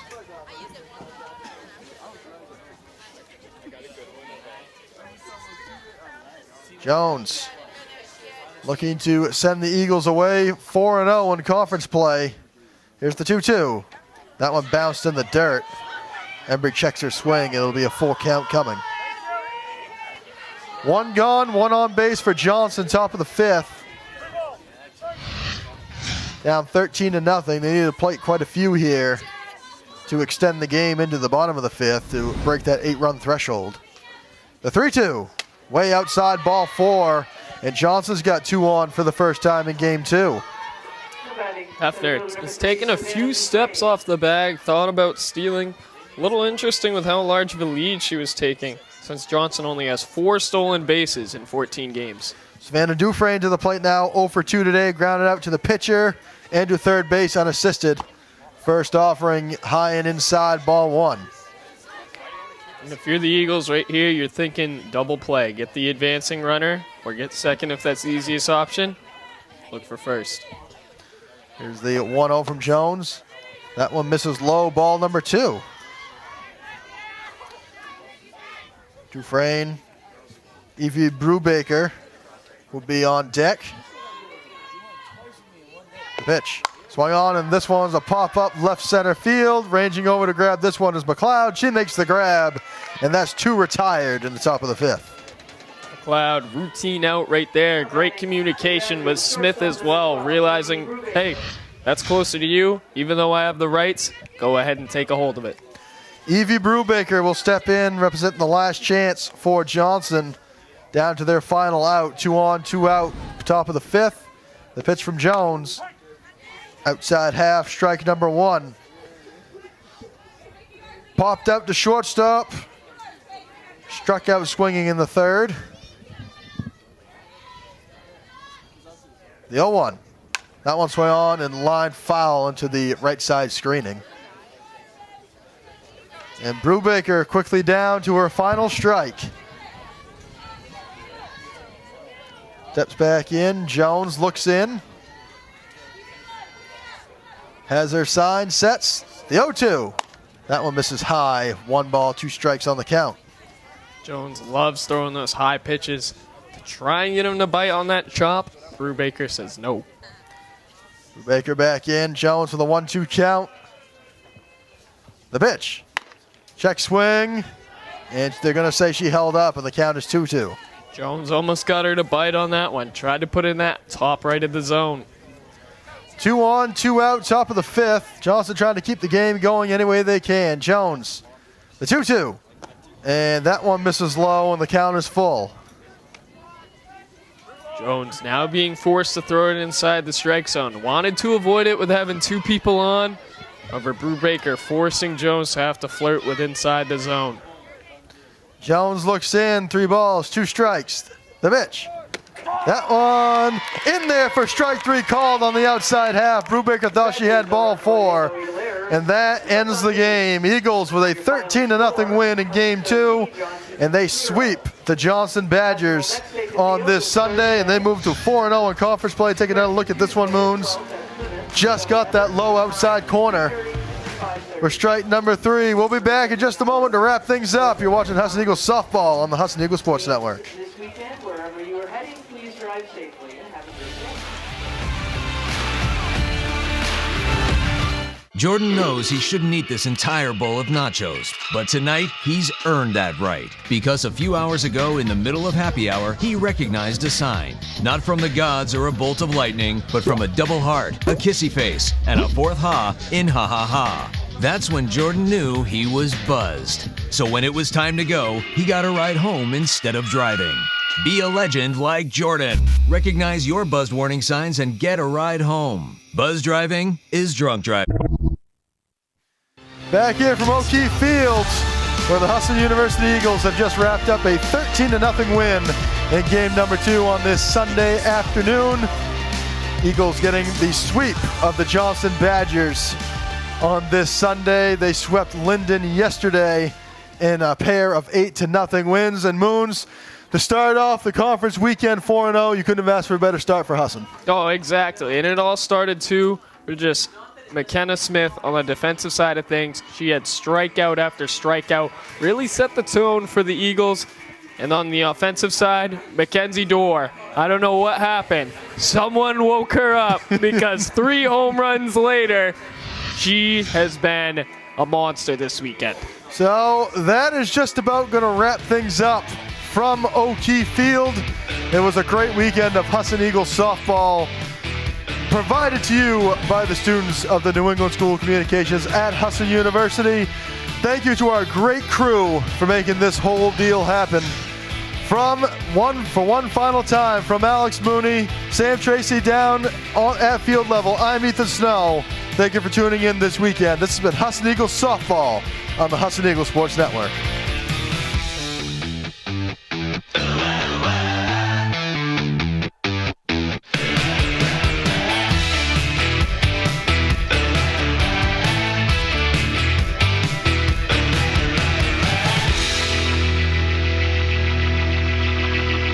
This has been a presentation of the New England School of Communications at Husson University.